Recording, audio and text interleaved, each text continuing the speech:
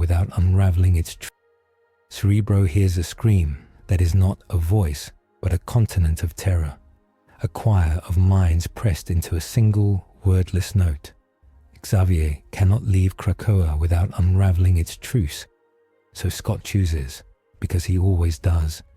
Forge braids Cerebro's lattice into a Mysterium gate and overlays it with a step disc calibrator keyed to Jean's focus. Logan says nothing. Storm says the sky will hold as long as she can. The breach opens like a pupil. They fall into hard, cold, and fortress stars. A vessel-choked firmament over a world whose hives glow like votive candles fighting an ocean night. Telemetry jitters across Forge's lenses. Auspex returns smear with interference that feels like teeth on the brain. Jean inhales and tastes copper and salt and something old. Below, the city is a forest of spires that end in smoke, sirens, and holy banners caught on dirty wind. They arrive not as a meteor but as a seam opening in air, a green-limbed wound snapping shut behind a handful of figures in combat blacks and colors that look wrong under this sun. Cyclops lands first, knees bending, visor already ratcheting from safe to field. Wolverine hits cement with a sound like a dropped engine and rises with claws chiming. Nightcrawler drops low, tail coiled. Storm floats a handspan above the broken concourse, eyes filmed white, hair pulled by pressure that does not belong to weather. The platform is part of Hive Spire Helios, a transport deck ringed by crenellated walls and gun servitors that twitch when the strangers appear. A dozen troopers in grey-green greatcoats pivot stubbers and laser guns. Drilled into a single shouted word, halt.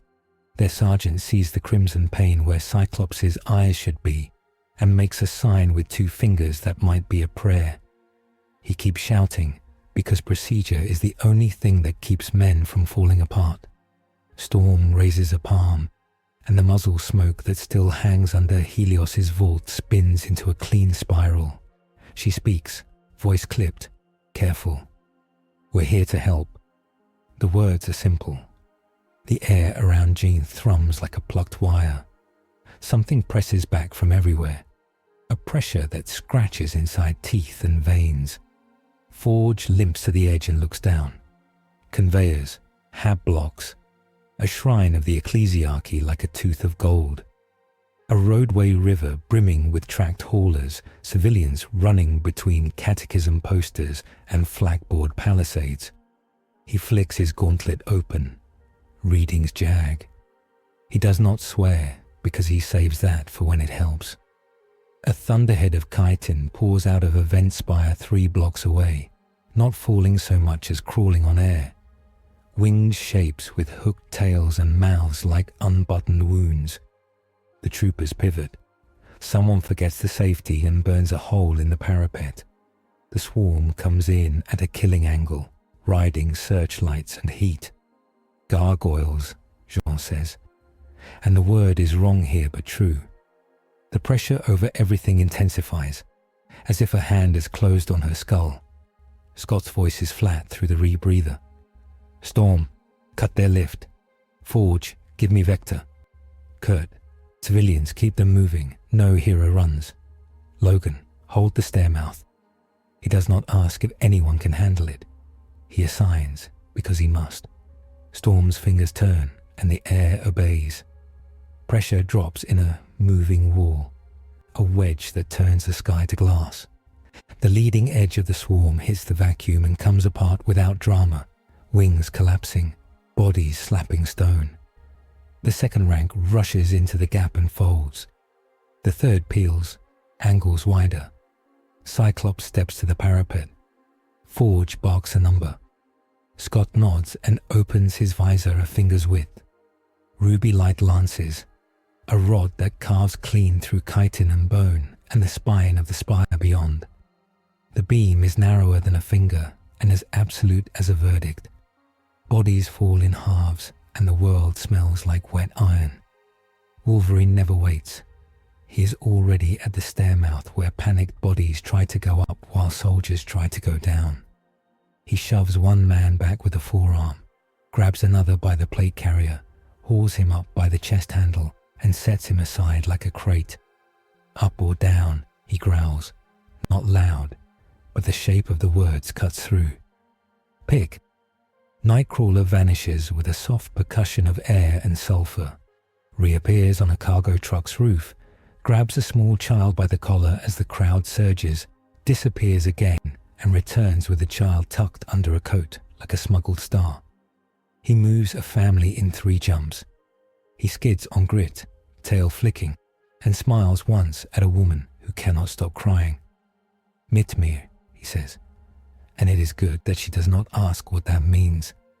A salvo of flares, more felt than seen, blooms in Jean's head. She turns, palm open. An invisible radiance meets a slashing dive creature that looks like a bird made of knives. It hits an unseen pain and smears, sliding down the pressure she exerts with the sick sound of a wet cloth dragged on glass. Blood trickles from Jean's nose. Her breath fogs. Pressure, she says clipped. It's everywhere. Hold what you can, Scott says. We do this, and then we talk.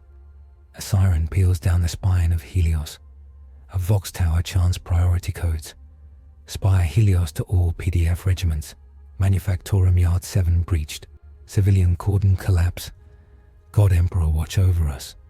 The voice is human and tired, and holding itself together with repeats of sanctioned words. Far across the hive, a statue of a robed man holding a sword catches a Ardrei beam and blazes. The gargoyles fold away from the vacuum wall and slither to either side, learning too fast. Forge snaps open a drawer on his forearm unit and slaps in a cartridge. Mysterium coil at 63%. Gate is stable, but everything psi is redlined. He glances at Jean and then at the air. This place is loud. Define loud, Scott says, stepping from the parapet to the central span where fire-thick air makes everything look like an old painting. Like trying to solder inside a cathedral organ while someone plays it with hammers, Forge says. And that's me being polite. Storm, Scott says. I need a push on the right approach vector.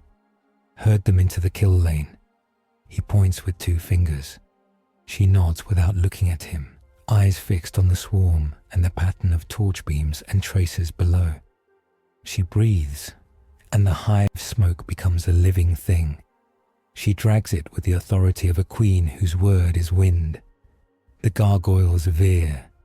Cyclops opens the visor a fraction and writes a red slash through the tightest cluster. Bodies fall like rain.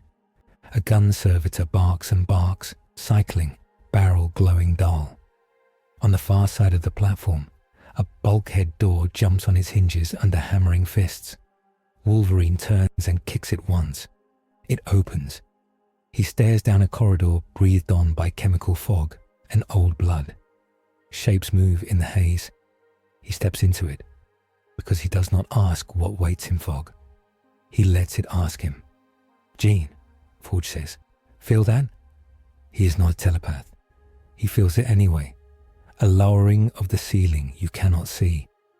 Shadow in the warp rolls over the spire like a tide. The prayer loudness becomes a smothering blanket. Jean grits teeth, fingers shaking midair. For a second, she sees everything from a great height, and then the height is gone and the floor is too close. Contact, she whispers.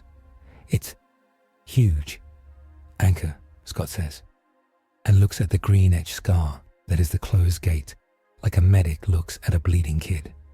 Professor, do you copy? Krakoa is a whisper on the wind. Xavier's reply is a hand pressed to glass from another room. Storm hears nothing. Kurt hears nothing. The Vox chatter around them does not notice how a world soul just dimmed. The Red Corsair's emblem painted over a rusted wall stares like a blind eye. In the plaza below, a column of PDF tanks tries to pivot from a too narrow street into open ground and fails. the lead vehicle chewing into a shrine step and stalling. Civilians run around them like a stream finding new channels. The gargoyles see the stall and pour. "Get down there," Scott says. "Make it clean." Nightcrawler drops 3 stories and lands on the turret of the stall tank, slaps the commander's hatch twice, and then is gone, reappearing with a flailing gunner on the shrine steps. "Drive," he says in thick syllables. "Now." The driver hears the word and the tone, and God or man answers. The tank's engine coughs and spins. Kurt goes again, dragging the loader in a blue blur. Storm lowers cloud to street level and modifies pressure gradient on the scale of a city block. The gargoyles' glide becomes a stagger. They side down into paving stones and break themselves like waves on a harbour wall. The first tank grinds forward. The second follows, track clanking over dropped offerings and shattered glass. People cheer in a tone that is more like relief than joy. Jean kneels and presses her bleeding nose with the heel of her hand. She does not wipe. She breathes out and in, dragging a line of calm through her body.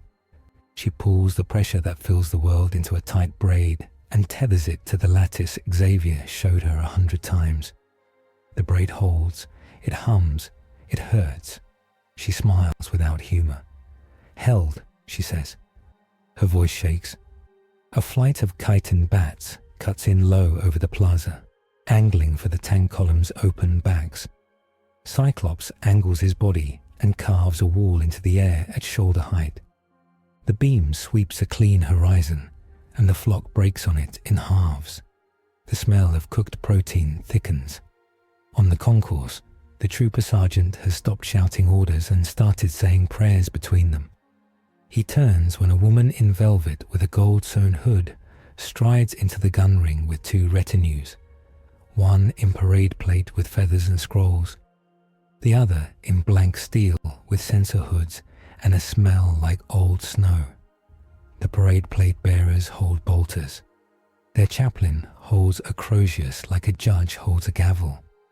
The blank-hooded women carry nothing that looks like a weapon, and everything about them is a weapon. The woman in velvet sees the X-Men and stops dead, not from fear, but from calculation. Her eyes flick to the crimson in Scott's visor, the white in Aurora's, the cut of Forge's gear, the impossible tale that balances the blue man who is there and then not. "Identify," she says, cultured and cold. "By whose writ do you make war in the spire of Helios?" "Governor," asks the sergeant, shocked, and lowers his lasgun by an inch. "Helia Varcombe," the woman says without taking her eyes off the strangers. "Planetary governor of Vigilus." "Scott Summers," Scott says. "Cyclops. We're responding to a distress. Civilians first." "Unauthorized psychers," says a voice like ice. A second woman steps forward from the blank-hooded group. No hair, no expression. Eyes that do not seem to care for light. Around her, Jill's mind feels itches that turn into scratches, scratches that turn into gouges. The air dies a little. "Sisters of silence," Forge mutters low. "Nulls." Jean swallows. The pressure that was everywhere retreats from the sister's aura. It should be relief. It feels like standing on bone. "Stand down," Governor Varcombe says, in the tone of someone who has issued orders every day of her life and expects them obeyed by people who hate each other. "You can all call each other names after they stop eating my city." She looks at Scott again. "If you can do what you just did again at Yard 7, do it. The Manufactorum's fire break has failed." "Coordinates," Scott says, as if she has already granted him authority, and that startles her into the smallest smile.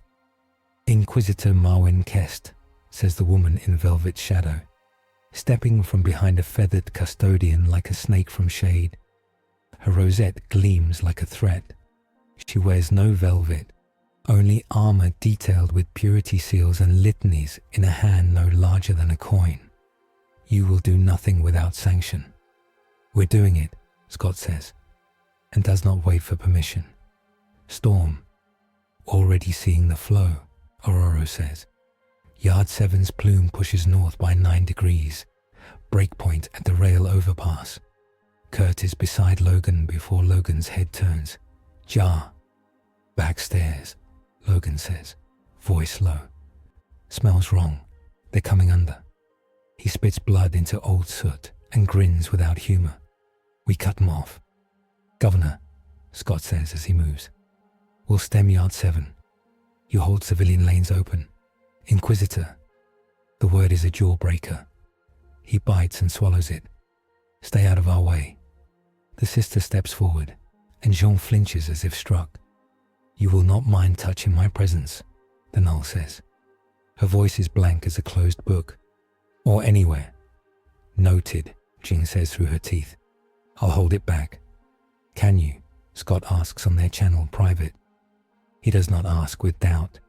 He asks with logistics. For a while, she says. It's better near her and worse away, like standing next to a well when the forest is on fire. Stay near the pain, Logan says without pity. Easiest way to live. Logan, Scott says. Yeah, Logan growls. I'll play nice with the nuns. They move. The platform melts into a stair tower, and then into a tramway, and then into a yard that is too large to be a yard and too broken to be anything else. Manufactorum. Yard 7 is a plain of steel and ash, cranes like bone hands frozen mid-prayer, rail lines cutting the world into iron scripture. A fire walks across it, not in tongues, but in sheets. Tankers pop like blisters. The heat comes in waves that make the skin feel like someone is pushing on it. The swarm is here too, using updrafts and heat currents as if their wings were born with an almanac. They come in scissor flights and go out in pieces. They land and become claws and teeth and hooks. Between the rails, PDF men and women in ash grey find places to shoot from and die in. The Vox is a litany of names and times and places.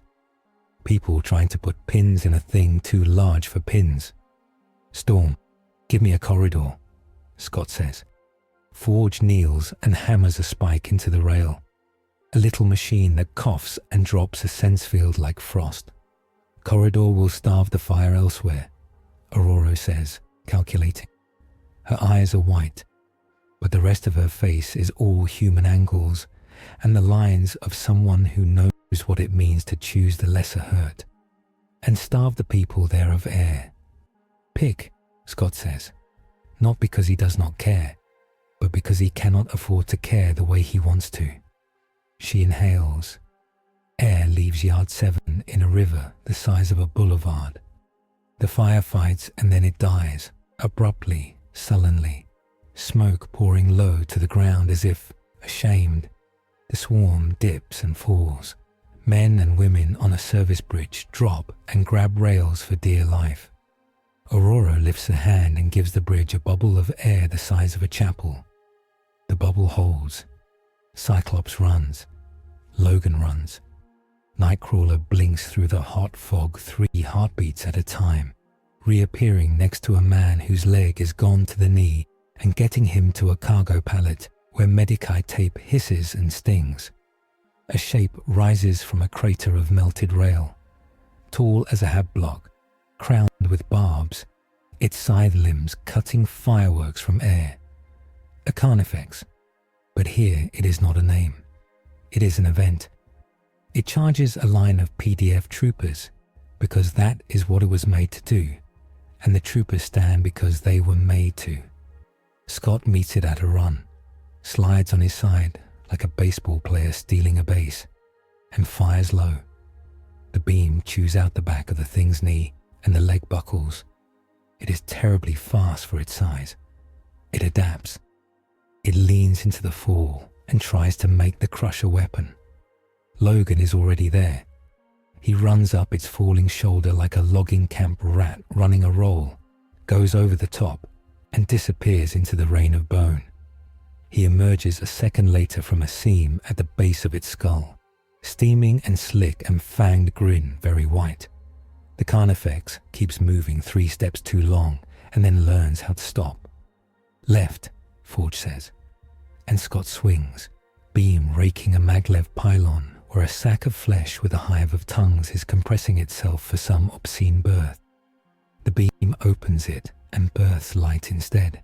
The smell wins. Scott coughs and tastes pennies. Kurt appears by a fallen sister, not of silence but of battle. The Aquila on her pauldron blackened by fire. Her armor is too heavy for him to carry, and he carries her anyway, because technique is a joke against need. She coughs into his shoulder. "Saint, take me," she says. "The Saint is busy," he says soft, and sets her behind a loader frame. He puts her hand on a statue bolt and wraps her fingers. "Hold. Think of something you love." For a breath, the world ceases to be tasks and becomes a room in a school in Westchester, and a power that is a gift and a curse, and the way Aurora laughs at her own jokes when they are bad. Then the pressure returns and the air becomes iron again. Jean sways and catches herself on her own will. "Shadows thickening," Forge says. His gauntlet clicks. "Gate stability degrading. If we open a return path here, we risk bringing half of this place back like gum on a shoe." He glances at Jean. "You're burning fuel you don't have." "We finish the yard and then we decide," Scott says. "John, can you grab the Medicaid triage plan?" "Without." He doesn't finish. She knows what he cannot ask her to do in front of the gnolls. "Short hops," she says, voice thin. She snaps fingers and moves a stretcher in a straight line without brushing the mines attached to it. Each motion is clean and surgical and costs her a wince. An engine roar like an argument rolls over the yard. Not tanks, flyers. The sky splits to admit aircraft bearing the livery of the Aquila and the red-tiered skull. They bank low and loose rockets with the decorum of a funeral procession. The rockets walk a line across the swarm and turn it to pink snow. Behind the aircraft, contrails form a cross. "Off-world support?" Scott asks, and then the vox around them blooms in a new voice that rides fed through 1,000 throat mics and pitch to cut war. "This is Helios Command," says a man with a flag in his voice, and fatigue sounded smooth. "Crusade reinforcements making planetfall. Maintain lanes. PDF units. Execute fallback delta to rail nodes. Emperor shelter those who cannot run." Governor Varcom's voice follows. Harder, less poetic, all bone. "All units, obey coordination beacons. Manufactorum 7 is a priority corridor. Inquisitor Kest. Your sisters will maintain discipline and psycho-compliance. Mutual interference will be punished." "It always is," Kest replies, flat. John touches the air as if smoothing cloth. The pressure of the world scratches at her bones, then relents by a hair. She can hear, for a heartbeat, a child calling for a mother, using a word that is older than any church. She swallows and swallows again. Xavier is a shape on the far side of a storm door. He is there. He is not enough. "Storm," Scott says. "We need to clear the rail overpass." That's the hinge. Aurora looks at Yard 7 and sees paths. She sees people like particles. She sees the way heat climbs steps and the way prayer floats and the way lightning craves the highest metal. She nods once, then again, as if to someone else. She pulls air into a narrow tunnel the size of a train car and runs it along the overpass, scrubbing smoke and heat and carrying the sound of her own breath into the faces of the men and women who are about to break. They hear breath. It helps. Scott angles his visor and cuts high-tension cables that hang like snakes above the rail. They fall and spark and die. Logan plants himself in the narrowest place and fills it with threat, a stone in a river. Kurt buries medkits. Forge sees little machines that hum and cool. Jean holds pain at arm's length and never lets it touch her fingers. The swarm thins. the fire gutters. The rail yard becomes a place again instead of a problem. People start to act like they might live. A figure walks into the dead zone Storm has made, robes dragging in ash, and the air dies another notch.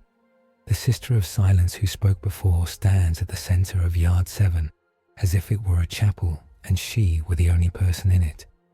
Around her, the world is muffled. She does not look at Jean. She looks at Scott. "Your actions are not sanctioned," she says, which is the kind of sentence that can mean everything and nothing. "Your people are alive," Scott replies.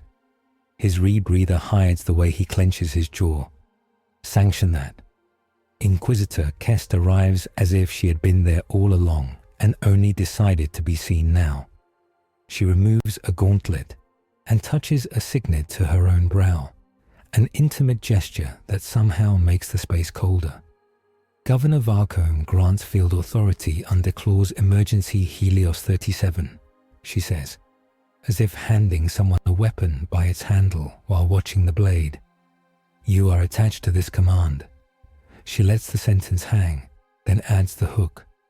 "You will report to me." "We'll coordinate," Scott says. He does not smile. He does not argue jurisdiction with a woman who can order extermination. He lets the word coordinate carry as much defiance as he can risk. "Your telepath will submit to binding," Kess says.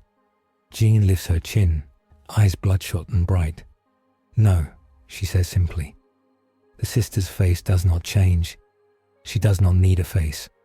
Her presence is denial and winter and the absence of every fire. "Binding would reduce her capacity," Storm says, voice like a blade drawn above a velvet sleeve. "You need capacity." Kest's eyes flicker. She calculates loss and gain like a quartermaster of souls. "Very well," she says. "Conditional clemency. You will operate within the null perimeter when not engaged. You will not touch sanctioned mines. You will present yourselves to the Temple of the Emperor's Will at dusk for catechism and interview." "We'll be there," Scott lies, because dusk is too far away to be real, and because a new sound is rising, a bass note that turns metal into tuning forks and makes pigeons fall out of the sky. Every auspex in the yard screams. The aircraft bank hard, contrails tearing. The shadow over everything thickens until it is almost visible. Men drop on their knees the way men do when their ancestors' bones remember a lesson learned with fire. A spearship breaks the cloud. It is not clean. It is a dirty white thing covered in living, shifting text, its prow crowned with teeth. It does not so much descend as insist, and its insistence makes the ground remember that it is softer than it pretends. It is not a thing of this city. It is a part of a thought that stretches across stars, a hunger given engines. The black ship is hours away, and yet its wake is already pulling psycho screams into chords. The spearship is here now. It is a Tyranid bioform the size of a cathedral, and it is disgorging smaller things that have no names in this place because most men die before they would need those names. "The incursion vector just tripled," Forge says. His readouts flicker. "Gate integrity at 52 and falling. If we open a path home with that in the sky, we'll smear our hallway across an ocean of mouth." "Then we don't open a path," Scott says. He looks at Yard 7, at the overpass where men cling to rails, at Storm standing in the wind she makes, at Jean holding the inside of her skull together like a medic holding a wound shut with bare hands. "We hold. We plan." Governor Varcombe stares at the spearship and makes a sign that looks like someone drawing a door in air. She lifts her vox. "All Helios assets," she says. And if she is afraid she holds it like a blade, you keep the point of pressed to your own hand so you do not drop it. Consolidate on the God Emperor's gate. That thing goes through there and we lose 2/3 of the city. Ordo Hereticus as authority to request Sister's Choir, Kess says into another channel. Form phalanx around the gate. Vox to the black ship Quietus expedite, reinforce, and advise. Jean sways. The quiet one, she says, eyes unfocused. It's coming. It eats the noise. The black ship, Storm murmurs, and the way she says it makes the words colder. The prison ship, sanctuary for the unsanctioned, Kess says, as if quoting catechism. Transit for the witch to her judgment. She looks at Jean without looking at her. It is the way things are. Not anymore, Scott says. The spear ship opens its mouth and exhales a cloud of parasites that glint in firelight like glittering knives. Storm's hands rise. I will need the spire's lightning rods, she says, and I will need the faith of anyone listening. Helios' command to all faithful, the voice on the Vox says without missing a beat, because this is a world where requests for faith are as common as water and sometimes as useful. Kneel, pray for Storm. People kneel. Aurora does not need prayer to move air. She does not refuse it either.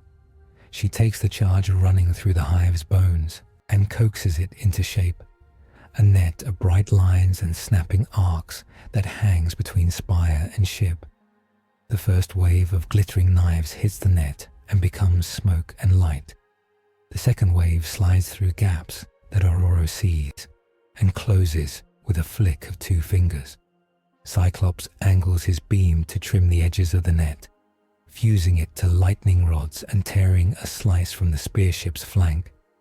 The beam gouges living armor. The ship does not scream. The people under it do. They cheer as if they could scare it away with noise. Logan stands in the center of a road. With a chainsword, he took off a dead man in one hand and his own deadlier swords in the other. He does not look at the sky. He looks at the ground because the ground is always where the next mistake comes from. When the mistake arrives, a trigon erupting from under the roadbed, he steps into its mouth and pries it open, because sometimes the only way to make a hole smaller is to go inside it. Nightcrawler plays traffic, moving squads like chess. He takes a whole platoon one by one from the wrong street to the right one and collapses sitting on a sandbag for 1 heartbeat, and then goes again. He whispers prayers in German and Low Gothic and something that is neither, stringing them like beads. And it will wake the... Jean holds the world at a distance with one hand and a child's hand with the other. The child's name is Terra, which should be a joke and is not. Jean's shoulder shakes. She does not drop either grip. New contact, Forge says, voice tight. Shield rating spikes. No, null rating. Kest. The Inquisitor's face does not move. Culexus deployment authorized. She says it like an apology, and like a death sentence, and like a woman who has read too many of both. Null, Jean says, even though she already feels it, even though her body is already bracing. The pressure of the world recedes so fast that for a heartbeat, she thinks she will fall. Then the cold arrives. Then the silence that is not peace. Don't look, Logan says over the squad net, as if not looking could save anyone from a thing whose weapon is more intimate than a blade. The Culexus Assassin walks as if the world were thinner where its feet fall. Its armor is a coffin for something that hates being near living thought. Its face is an iron skull with an empty oval where a mouth should be. The animus speculum on its head turns toward Jean like a sunflower to the sun. Target acquired, says a voice from a speaker that is not connected to any human throat. It is neither male nor female. It is not a voice at all, and it still finds the place in the ear where fear lives. Jean steps back. The Sister of Silence takes 1 step forward. She does not draw a weapon, because she is a weapon. The Culexus tilts its head at her and turns the animus speculum away from Jean, which is an act of either discipline or contempt. Around them, men and women in armor inscribe little circles on their breastplates and try not to think. Not our fight, Scott says. because he is already counting how many of his people he will lose, and how long it will take, and how many he can save with the time that costs. Forge, plan. Gate to the gate, Forge says, because puns keep fear from setting its teeth too deep. I can stitch us a local corridor from here to the God Emperor's gate stairs. It will cost. He glances at Jean and counts the blood on her face, and the distance to the black ship in minutes, and the distance to a coma in seconds. It will cost her. Do it, Jean says, because she can read the math on his face without touching it. Do it fast. I hate this place, Logan mutters as he rips at Trigon's last nerve and drops to a knee. He breathes and tastes dirt and ash and something sweet and wrong at the back of his tongue. Smells like old sins. Welcome home, Kurt says. And the joke is not a joke and still somehow makes Logan snort. Forge slams 3 spikes into the ground in a triangle and snaps a cable between them. That is not a cable, but a compressed idea of connection. The air inside the triangle becomes greener by a shade that does not exist in any other sky. The ground hums. Jean's eyes roll white and then steady. She grips the triangle's edge with fingers that leave dents in metal. Brace, Scott says. The corridor opens, not like a door, but like a line drawn between 2 points with a ruler you cannot see. On the other end is the God Emperor's Gate, a cathedral of brass and iron that is also a fortress, and also a hole punched in the hive where a void shield used to be. Men move in file under banners. A sister's choir stands in ranks like trees that have learned to walk. The air around them is very clean of thought. Move, Scott says. And they move. The world bends. The yard falls away. The gate rises like a cliff face learned to wear angels. They emerge behind a barricade of sandbag, trench plate, and devotional icon. A priest with a voxcaster and a flamer looks at them and sees something he will have to make a sermon about. He nods because war does not allow time to change theology. Stand or pass, he says. Stand, Scott says. We hold this. Governor Varkham's banner is already there, gold thread torn and rethreaded by ash. She stands on a platform under the angel statues and speaks into 1,000 throats. By this gate we live. By this gate we die. Hold. Inquisitor Kest's choir takes formation. The gnolls make a square that thought slides off. The Culexus paces behind them like a hound that hates its leash. The spear ship's shadow covers the gate and the world goes a little dimmer. Scott takes a breath behind his rebreather, which is like kissing through glass, and looks at his people. Aurora's hands are steady. Kurt's tail taps his boot twice without his noticing. It tells of nerves he will never admit. Logan shakes ash off his hands and grins like a man who has made a promise to himself. Jean looks like someone who has just set down a bowl of boiling water and is trying not to think about how much of it is in her lap. Plan, Scott says. Kill anything that moves, Logan offers. Contain and funnel, Forge says. If we keep them in a narrow approach, Storm can rake and Scott can slice. Kurt can run triage behind the choir perimeter. Jean stays inside the null bleed as much as she can stand. Jean, Scott asks. She nods. I can pull the push. I'll be useless outside it. Useless is alive, Logan says. Good choice. Scott looks at Kest. We hold your gate. After that, we talk. The Inquisitor measures him. It does not feel like being looked at. It feels like being weighed. Hold, she says. Then you will explain why your machine smells of the warp and why your telepath does not scream. After, Scott says, and looks to the sky where the spear ship opens wider and the world prepares to receive what it thinks it deserves. The first wave breaks and the gate holds. Storm makes lightning into a net, and Scott makes it into a knife, and Logan makes teeth into broken teeth, and Kurt makes panic into relocation, and Jean makes pain into structure. The sisters' choir drinks thought like a sponge, and the Culexus looks at the place where Jean is, and then looks away, bored or merciful or both. The second wave breaks and the gate holds. The third wave learns and comes lower and slower and meaner, crawling over the corpses of its own like a carpet. The net sparks, the knife chews, the choir stands. The governor's banner leans and does not fall. The Inquisitor watches and does not blink. When the fourth wave draws breath in alien lungs, the sky changes, not because of storm, because of engines.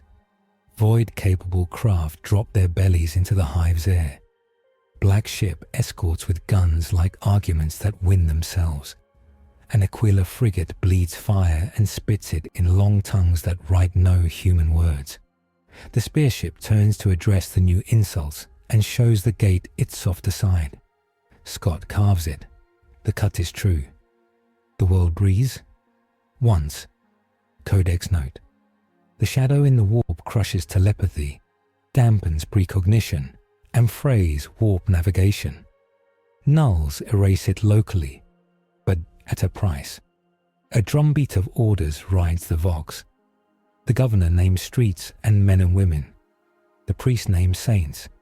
The Inquisitor names sins not yet committed. Scott names tasks. Aurora names winds. Forge names numbers. Jean names nothing. Because names are hooks, and she cannot afford any more hooks in her mind. The spearship dies like a cathedral closing its doors after burning from within. It slides, tears, and brings a rain that is part fire, part meat, part problem for later. People cheer too loudly and then look afraid of their own noise. The choir does not move. The Culexus tilts its head like a bird and then stills. The gate holds. The enemy recedes, not beaten, just paused, because hunger does not know loss. The vox goes from screaming to shouting to voices that sound like people again. Scott turns to the Inquisitor. "We need to talk about your black ship," he says, and some of the men near them flinch at the boldness of saying you, and you're to a woman who can end cities. "Tonight," Kess says. Her tone is neither promise nor threat. It is logistics.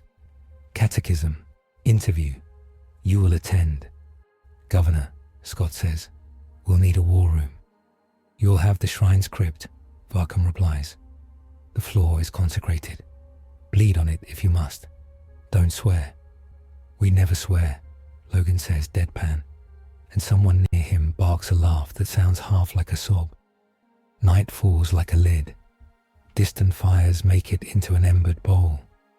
The X-Men stand under a statue of an angel with a sword pointed down and a face that is both kind and terrible. Men and women sleep in a circle around the gate, sitting up and with hands on weapons. Scott looks at his people and at this place and at the green seam in the air that is a promise and a threat. He tells himself the plan's bones. Rescue who they can. Break the black ship's pipeline if it is what it seems. Avoid war with a theocracy while inside its throat. He thinks it is the kind of plan that only works if the world loves you. He knows the world does not. Storm closes her hands and sighs and the wind lays down. Jean sits on a crate and leans her head back against cold iron and does not close her eyes.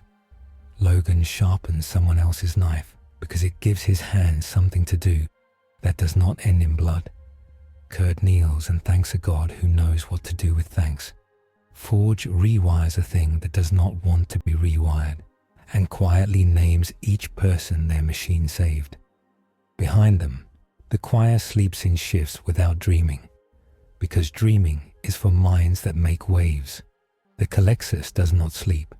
It stands looking at nothing and thinking something like a prayer or a refusal. Above the gate, Governor Varcom's banner moves in a wind that Aurora did not call. In the morning, the world will demand explanations. For now, it is enough that the gate is still a gate and not an open grave. By morning, the gate holds. The spearship burns. The city still lives. The The air tastes of hot brass and blessed ash, and the screaming on the Vox has gone down to shouting. In the shrine's crypt, they lay a map of Helios on a slab that doubles as an altar. Candles gutter in reliquary niches. A saint's skull watches from crystal as red pins multiply in streets that do not look like streets, just lines of mass and heat. Governor Varkam's knuckles whiten on the slab's edge. Inquisitor Kest stands perfectly still, hands behind her back, as if motion would concede doubt. "We bought a day," Varkam says. "We need a week." "We won't get a week," Kest replies. "We'll get hours." Tyranid feeder swarms remain at 5 nodes. The Quietus will make orbit within 12 hours. The choir can hold the gate, but not the city soul. "Your black ship takes people," Scott says low. "We saw the psychers in chains in your streets. They are passengers bound for trial and mercy," Kess says without inflection. "Sentence is always commuted to service if they live the crossing. The alternative is that your red visor watches a demon wear a child." Storm's gaze slides to Jean, and then to the sister standing at Kest's shoulder. The null's presence is an ache with edges. "There is a third way," Aurora says. "Sanctioned capacity under restraint. Your choir can define the perimeter. Our telepath can triage and lift. Your third way exists inside my writ or not at all," Kess says. "I sign censure or blessing. There is no neutral act in Helios today." Logan leans against a pillar carved with angels whose eyes have been worn away by fingers. He's cleaning someone else's blade again. "You got a problem with witches," he says. "We got a problem with cages. But right now, we all got a problem with bugs." Forge spreads his palm above the map. A dust of light resolves. Rail spines, manufactorum stacks, coolant trunks, fuel lines. His gauntlet ticks. Manufactorum Yard 7 is stable. Yards 2 and 9 still burn. Hab Trellis 8 is a death trap. Cracks in the spine, panics feeding panics. Your water mains run through there. He taps a faint artery. "We cap that. We kill 2 fires. We also drown 3,000 people hiding in sublevels. Not if we route flow," Nightcrawler says, squinting. "There is a maintenance tunnel jar, a culvert gate. Open here, close here." "Good," Forge says.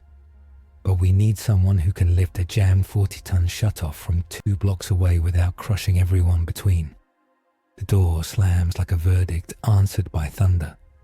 Magneto enters as if the city belonged to him and always had. His cape is charred at the hem. He drips rain he made from a burst pipe because he wanted it there. Men reach for weapons and then stop because every weapon in the room remembers the last time it tried to move without his permission. "I will lift it," he says, and does not incline his head to anyone. "Who invited him?" Logan asks, not because he does not know, but because rituals keep blood off the floor. "I did," Scott says. "You take a city," he adds to Kest. "You take help." The Inquisitor's jaw tightens by a muscle's width. "Name?" "Eric," he says as if to a clerk. He does not give the rest. He doesn't need to. "Their metal is not your metal," Forge warns. "Blackstone fortifications, blessed iron, scrap with more faith than ferret. Some of it won't listen." "Then I will teach it to listen," Magneto replies, soft as wires slipping through a fist. Governor Varkum looks from one face to another and decides. Hab Trellis 8. Save those people. Kest, if you intend to arrest anyone, do it when the water flows. Kest says nothing. The sister's eyes do not change. In the corner, a chaplain draws a small circle on a slate and writes 3 words that will later become a sermon. They move. The crypt cool becomes the hive's hot mouth again. Hab Trellis 8 is a lattice grafted to the side of a spire like a parasitic city. Terraces of shanties welded onto braces whose rust is older than some saints. The fire walks it like a judge inspecting a line of sinners.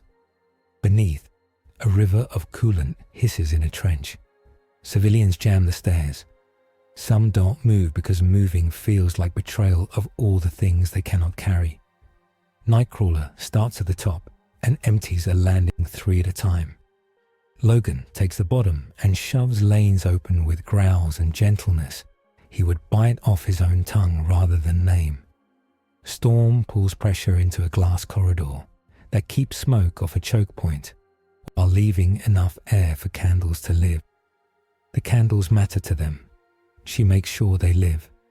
Find the main, Forge says, tracking with his gauntlet while his boot soles melt and stick. There, under that brace with the picture of the angel holding the city on her palm. Magneto extends his hand. The brace shivers. The shut-off valve below creaks and then screams because nothing that has held its position for 50 years wants to move today. Eric closes his eyes. He sees structure in fields and flaws in intentions. He feels Blackstone like cold contempt, faith like grit, iron like a memory of war. He lifts. The brace wrenches. The valve wheel spasms. It moves. Somewhere below, a gate sticks. Somewhere else below, a room floods. "Kurt," Scott barks. "Already," Nightcrawler says, and is gone. He reappears in a room that used to be a laundry and is now a tank. He puts 2 kids on his shoulders and an old man under one arm and a saint statue on the other, because it is lighter than the grief in the woman's face. He trips, takes a lungful of cold chemical water, coughs, keeps moving. He reappears on a landing where a woman's lips move. He does not ask what she says. He assumes it is a thank you. He assumes it is a curse. He is fine with either. Jean stands 3 steps from the sister assigned to her like a leash. Within the null's chill, the world becomes smaller and kinder and less useful. Outside the perimeter, the shadow presses, eager. She holds the line where it meets her skin. She feels Magneto's field, like a wind she could set sail on if she allowed herself. She doesn't. She breathes. She takes the sound of panic in the stairwell and smooths it without touching minds, turning it into rhythm. Step, step, breathe, step. Men follow rhythms when they cannot follow reason. The valve finally gives. Water runs where Forge wants it to and not where it wants itself. The fire steps back, sullen. On a catwalk, a woman drops a bundle wrapped in a shawl. Storm lances wind and catches it before it falls. The bundle is a baby. The baby does not cry. Aurora looks up and sees the mother's face, like a cliff face after a hard rain. Clean lines, new cracks. The woman mouths, "Thank you," and Aurora nods as if accepting an oath. "Control collateral," Forge says, checking numbers. "Flood here, starve there. We did it." "We did it," Scott echoes, and the words do not feel like victory. Just a checkmark you write in someone else's ledger and hope the auditor believes you.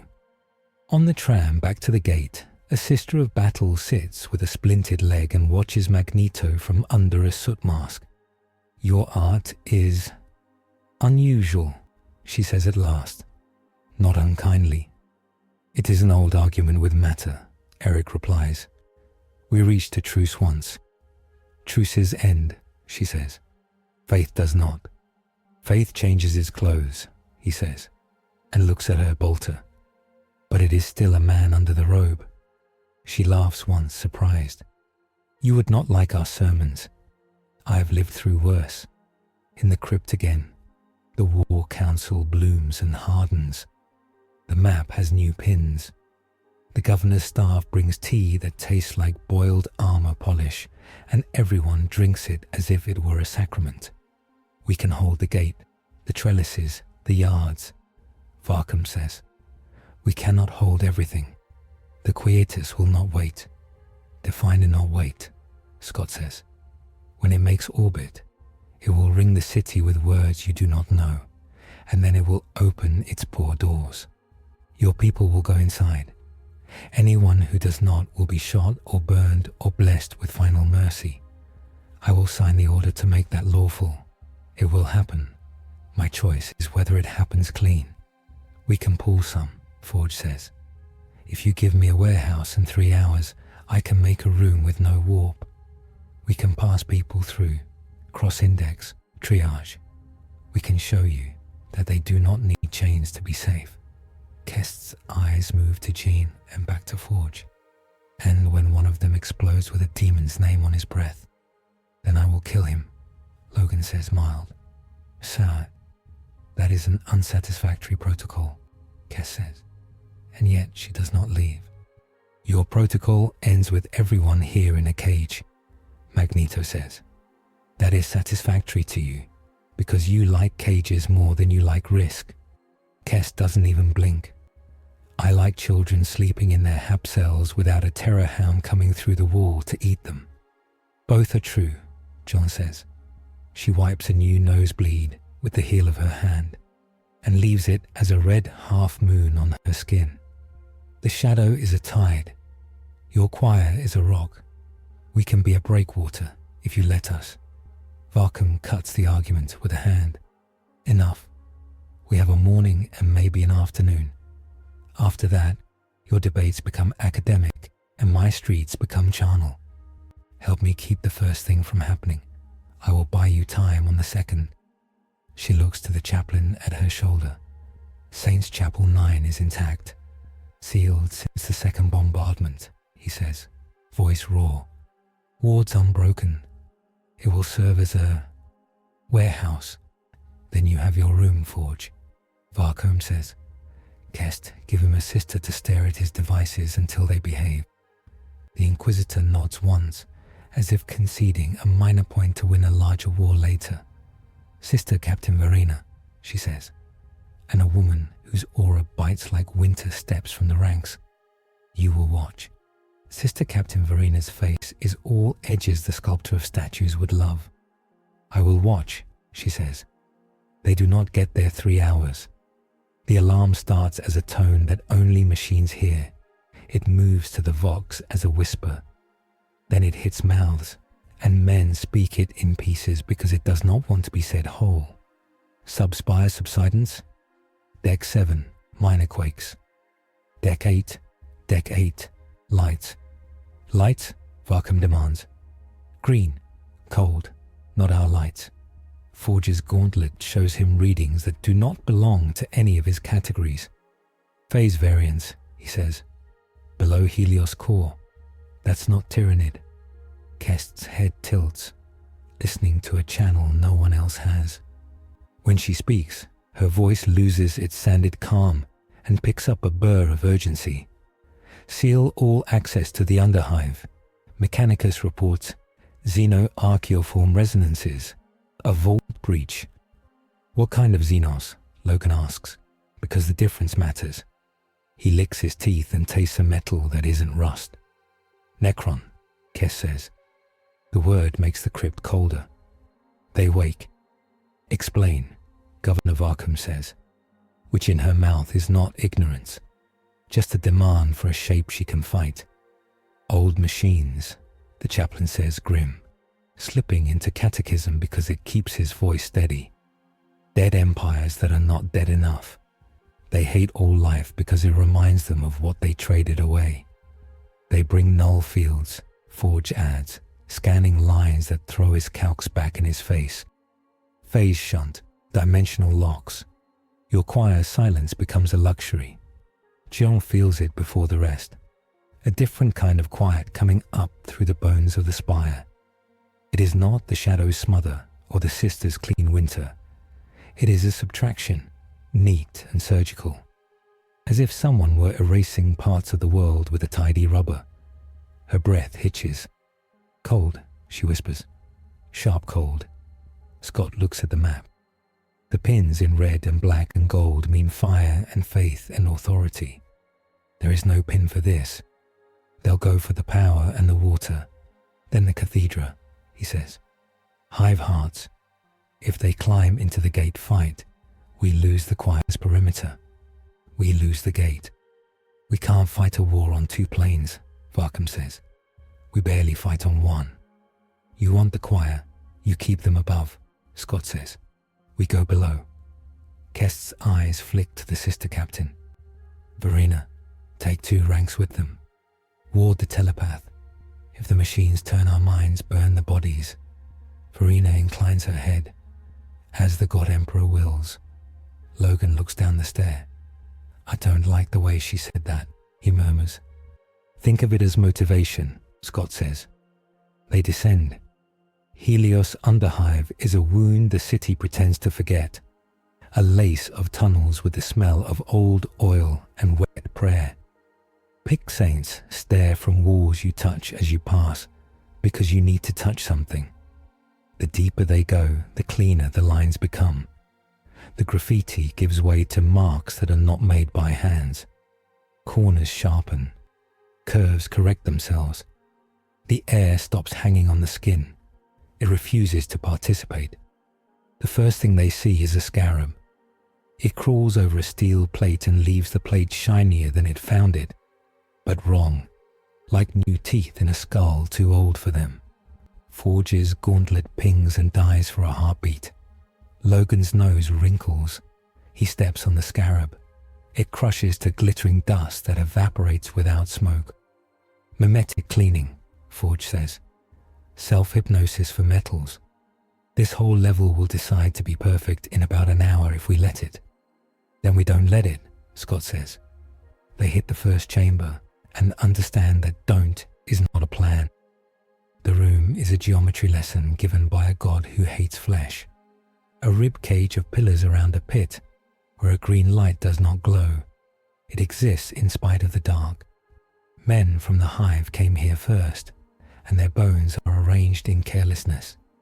Machine men wait in ranks that are not ranks because they were not waiting. They were off, and now they are on. You didn't say they were skeletons, Logan mutters. They're not, Forge says. They are bodies a god forgot how to make. The Necrons wake like a thought finishing. Eyes cut on like switches. Joints unlock without a sound. Gauss weapons rise. The air hums in a way that is not air. In the front, a figure in a tattered cloak made of something that is neither cloth nor code lifts a staff that carries a small captive star at the top. Cryptek, Kes says. Voice low. Old fear turned to schooling. It will unmake what you are. On him, Scott says. The first volley makes the world into lines. Gauss fire scrapes matter into steps, unzipping stone and armor as if both were mistakes. Scott cuts a beam across the line of weapons and draws 7 green eyes into dark in a blink.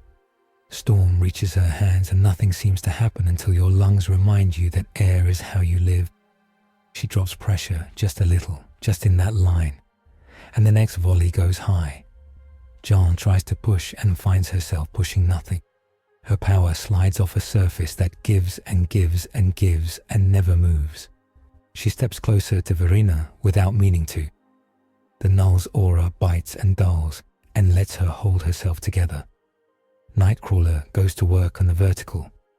He blinks above a pillar, kicks off, lands on a Necron's shoulders, and yanks a spine cable that looks decorative and is not. It comes away like snagged cloth.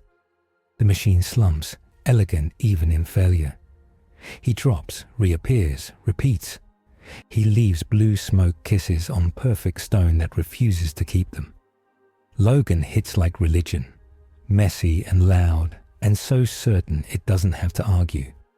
He meets a rank of machine men and becomes a one-man complaint against inevitability. Their weapons burn tracks in him that do not close as fast as they should. He snarls, surprised and pleased. Now we're talking. Magneto reaches, expecting the familiar joy of metal listening. The room answers with polite silence. Necron bodies are not iron. They are a decision. He narrows his attention until he finds screws in the hive's bones, clips in laser guns, grit in the walls. He tears the room around the machines even when he cannot touch the machines. He drops a ring of columns by a hair and makes the ceiling attend to him. The Cryptek's head tilts, intrigued. The Cryptek raises its staff and sweeps a green parable through the air. Magneto's cape catches fire without burning. Scott's beam stutters. Storm tastes copper and a high, sweet note like a violin string about to snap. Jean opens her mouth and hears nothing, because the note is a silence pressed into a shape that hurts. Forge throws a box the size of a book onto the floor and kicks it under the light. It coughs, static, and becomes a field that makes the room stutter on the level machines care about. Phase jammer, he says. It buys us 10 seconds. Make them count, Scott says. They do. Cyclops carves. Storm pulls heat hard left and drops it into coolant lines like a thief hiding loot. Logan breaks a staff over a knee that was not designed for that and enjoys the machine's surprise. Nightcrawler steals parts like a magpie and leaves the Cryptek surrounded by its own history. Jean builds a shape of force like a blind person builds a room, by feel, by edge, by patience. She traps a group of Necron warriors in a pressure knot. It holds. She bleeds and tastes iron and wonders what else in her is iron now. The jammer dies. The room snaps back to perfection. The Cryptek gestures almost lazily and opens a plane in the air. 2 Canoptek wraiths pour through, all coils and blades that pass through pillars like smoke. Their bodies hum with a mode of being that refuses to stay in the same place as the world. They go for the pressure knot first and do not even notice it. They go for Jean next. Sister, Captain Verena, steps in. Her blank field slaps the wraith's hum like a hand smacking a tuning fork. They stutter. They glitch around her, trying to re-choose the reality that allows them to exist. Logan takes the gift. He grabs one by whatever counts as a neck and introduces it to a pillar until both objects agree not to argue anymore. Magneto snatches a ferrocrete staple the size of a man's leg from a wall 3 rooms away and throws it through the other like a boxer throws a cross. The Cryptek knows the null, calculates, and slides its staff toward Verena. The star at its tip is not a star. It is a hole punched through a handful of seconds. Time falls out. Verena moves and finds herself not yet moving. The staff kisses her pauldron. The aquila on it dissolves into a smooth nothing. Kurt is there before the second kiss. He grabs Verena by her gorget and pulls her 2 feet to the left, which is a place where she has not been erased. She blinks. She nods once. She does not say thank you. She does not need to. Give me a window, Scott says. Take it, Storm replies, and throws the room into a short summer thunderstorm, localized to a line as wide as Scott's beam. Water sheets, lightning lances. The Cryptek's staff hums as it tries to decide if it is wet.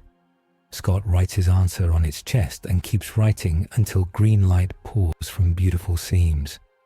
The Cryptek falls. It does not die. It ceases participating and flickers into its own idea of safety. The warriors still move because someone somewhere else says so. Interlude, Forge says into their channel, voice shaking with effort and zeal as if teaching has always helped him fight. Necrons don't care about magnets. Their bodies are programmable matter. Their weapons unpeel atoms. Their nulls are math, not faith. Phase space locks that make telekinesis slide. Wraiths ghost by stepping between ticks of time. Pariahs, if they have them, are like your sisters but built to hate. We can hurt them if we make the room forget it is perfect. Make it forget, Scott says. Forge tosses a second box. It hisses and spits a slow cloud that smells like a storm in a library. Letters unglue from plaques. Straight lines consider curves. The room groans like a man with a stitch in his side. Magneto smiles, small and real. Ah, reaches again, not for the Necrons but for the field they enforce. He finds an edge. He pulls. The pit light flickers. The warriors stutter. Jean's push finds a place to wedge. She wedges, even though it costs her breath she cannot spare. Logan left, Scott warns, beam already swinging. I see it, Logan says, rolling as a Gauss lance peels a slice off his shoulder. Pain blossoms like fireflowers. He puts a claw in the next machine's eye and leaves it there as an insult. Kurt hangs from a rib beam by the crook of his tail and hurls a grenade he stole and never admitted to stealing. It pops with a heat that isn't heat and leaves a smell that is not a smell. The nearest Necron's chest glows for a second and then caves. They take the chamber. It takes them back as they leave. Foundations groan. Geometry heals itself with obscene primness. Forge knows when he has won a minute and when he has merely borrowed one. He gestures them on. Cores deeper, he says. We're just in the lymph nodes. We go until we hit brain, Scott says. Or until brain hits back, Logan adds, rolling his shoulder where new meat knits slow. They pass through rooms that used to be Helios and are becoming something else. A chapel whose saints have smooth faces now, their features tidied away by scarabs. A medici where tools sterilize themselves to a lethal edge. A dormitory where bunks have become polished slabs. And men who lay down to sleep look like offerings. They find survivors. Kurt moves them. Jean steadies them with breath and voice and the outline of a plan they can hold like a rosary. Storm gives them air. Verena watches John the way a tamer watches an animal it respects and would still shoot. At the second vault, they meet a Necron who wears authority like a second skin. It is tall, where the others are merely human tall. Ribcage etched with glyphs that make eyes itch. Its head is a skull whose teeth have never known rot. It holds a blade whose edge is the concept of an edge tested to destruction and found wanting. It is not a lord. It is something that remembers when lords were new. Overlord, Kes says on the command vox, and his toy is a war scythe. Do not meet it with anything you want to keep. Eric, Scott asks.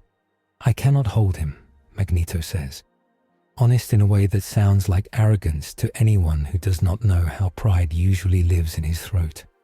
I can move the world around him. That will do, Scott says.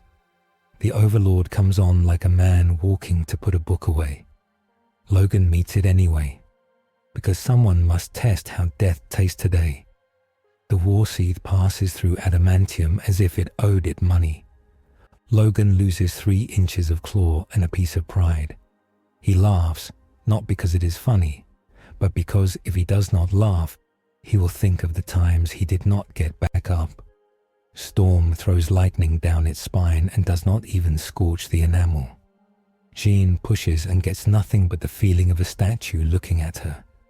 Kurt tries for the neck and finds himself elsewhere, because the Overlord decided he should be. Magneto rips the floor under the Overlord's feet and turns it into teeth. The machine floats. It is not smug. It does not know that word. It simply applies a solution. Scott draws a line from its hip through its shoulder. The line burns and then heals, as if he had drawn on water. Break the room, Forge says again, urgent. He can't float if down forgets how to be down. How? Scott demands. Do something stupid, Forge says. Quick. Jean steps away from the null field. Verena's hand snaps up and grips her wrist even as Jean moves. The sister's eyes are winter. Jean nods at her once, trusting a woman who would burn her if she must. Let go and step with me, she says. Trust me. Verena's lips thin. She steps. They leave the choir's safety together and enter the shadows' weather like people running into rain. John's mind floods. The Overlord's presence is a black tooth in the flood, unnaturally clean. She wants to chew it, She does not. She throws her power not at the machine, but at the room. She imagines every right angle as a knee. She strikes it. She imagines every straight line as a back. She shoves it into a curve. She imagines every smooth surface as skin that can bruise. The vault complains. The green light flickers. The Overlord's float wobbles on the scale of an eye blink. It is enough. Magneto pulls a plate of stone up like a shield, and then drops it, turns it, and uses it like a hammer. He slams the Overlord into the newly imperfect floor. The war scythe bites through the plate and keeps biting, but its clean cut wavers. Scott writes a line across the Overlord's face and leaves a dark gouge. Logan hits the joint at its neck with a roar that is mostly rage at the part of him on the floor still smoking. The Overlord bleeds light that does not leave stains. It stands. It is not angry. It has not thought about anger for 1,000,000 years. It engages a protocol. The protocol is a sphere that appears around it like a bubble rising slow in water. Inside, time looks like a knife blade held wrong.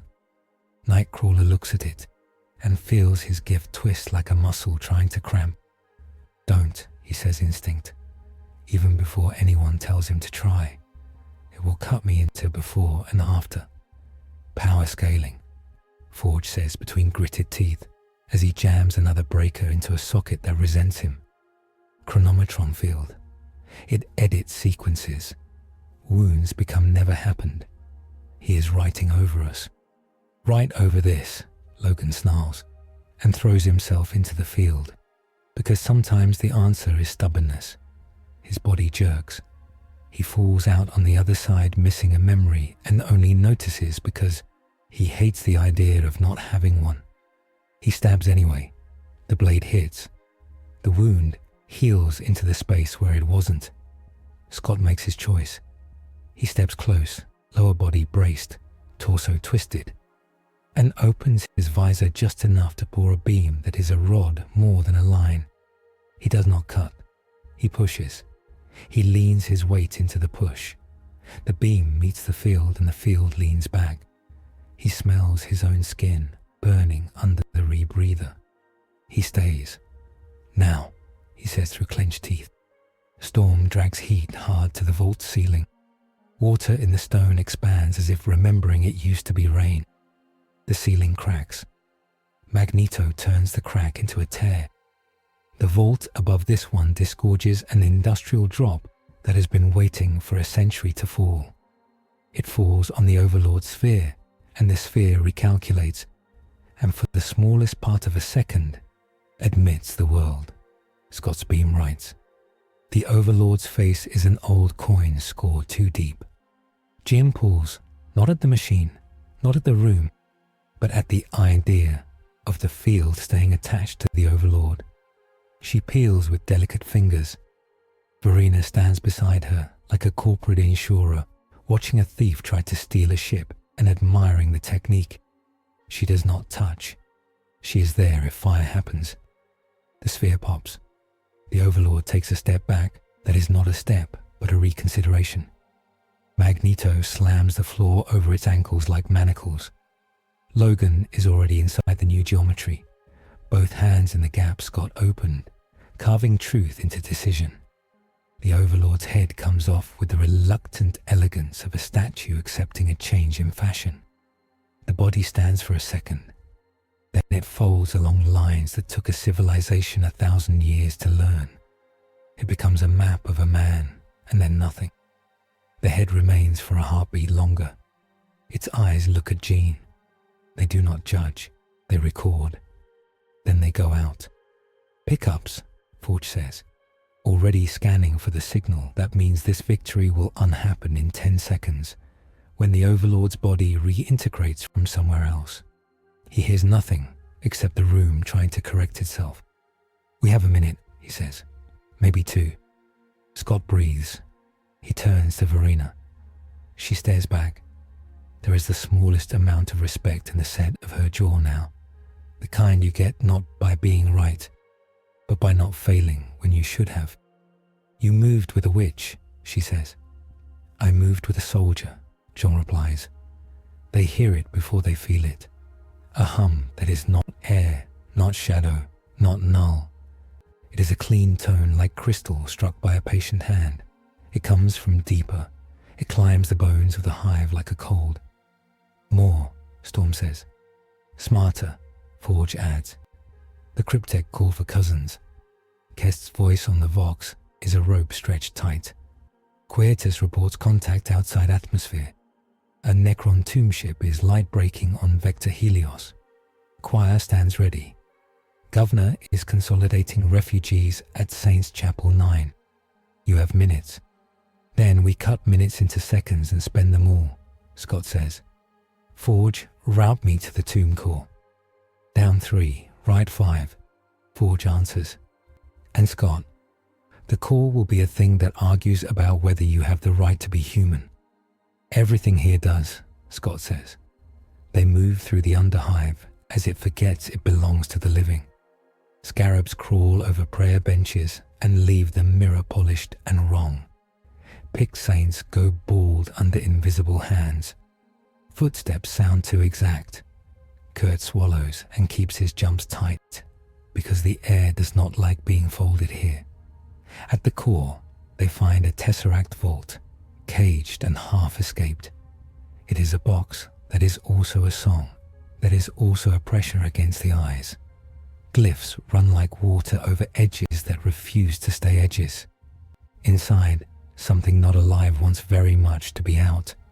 Catan fragment, Forge whispers, full of the horror that only men who love machines feel when a machine tries to be a god.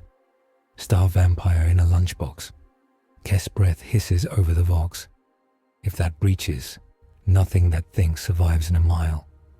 Then it does not breach, Magneto says, as if the world has ever listened to anyone's feelings about what should not happen.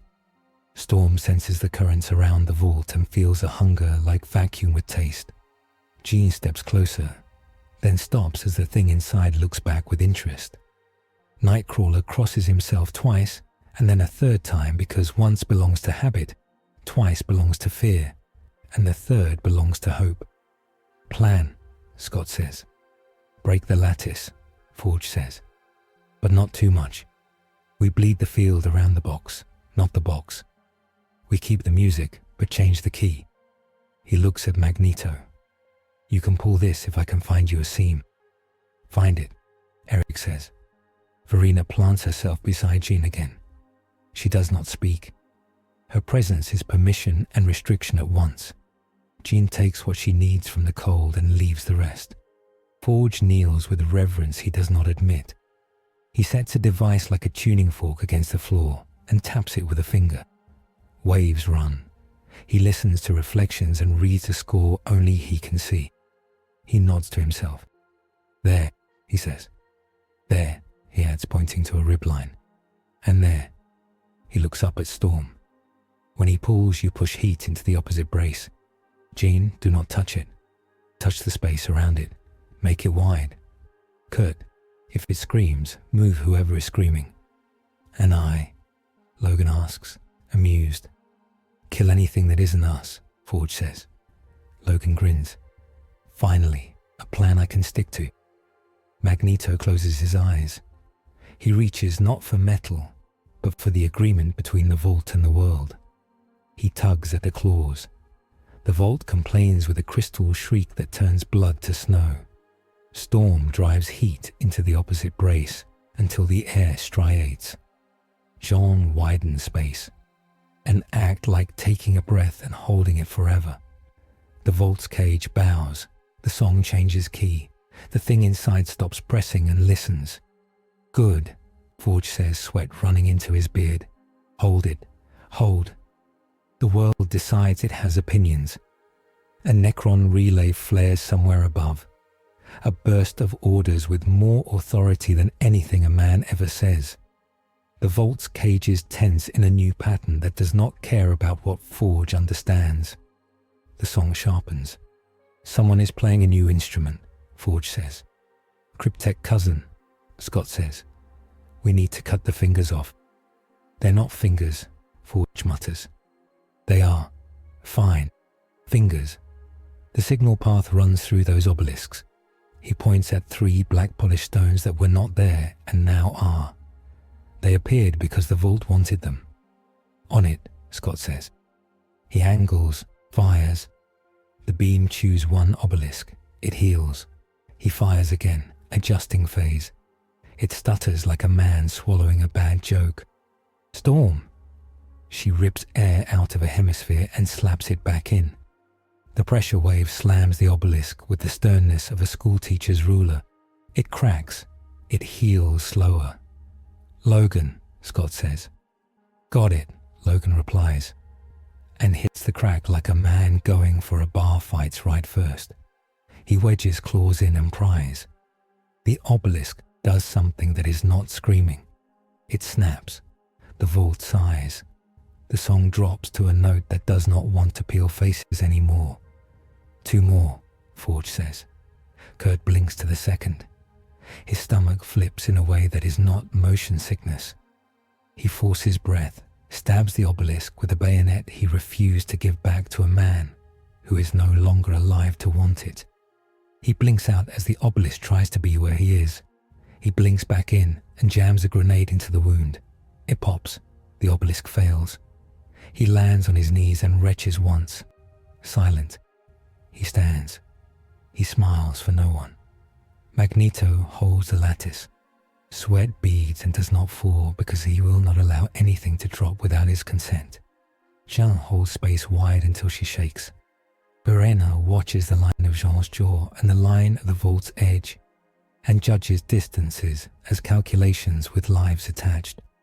The third obelisk rears up in a corner filled with shadow that is not light's absence, but its cousin. Scott cannot get an angle without cutting through a beam that keeps a roof that belongs to 3 families in place. He hesitates a fraction. He needs an alternative. I have it, Magneto says.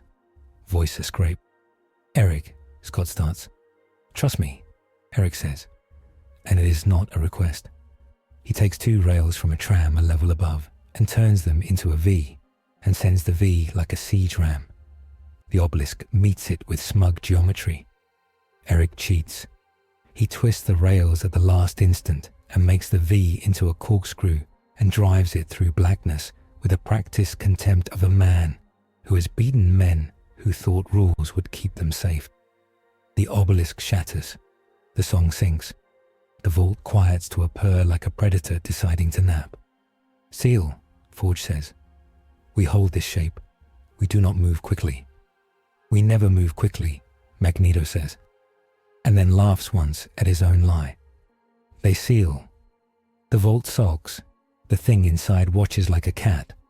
The room resumes trying to be smooth. Scarabs gather at the edge of the light and consider. Back up, Kest orders. Governor reports refugees at Saints Chapel 9. The Quietus drops launches. We have hours to prove your third way does not end in fire. We just prevented a god from coming to lunch, Logan says. That buys us some goodwill. Goodwill is not writ, Kest says. Move. They climb. The underhive's cleanliness follows, politely erasing their footsteps. Nightcrawler leaves 1 chalk X on 1 wall, and the wall decides it is lint and swallows it. He stops leaving marks. He trusts memory. Above, Saints Chapel. 9 opens not with hymns, but with the sound of tools. Forge has turned an apse into a funnel.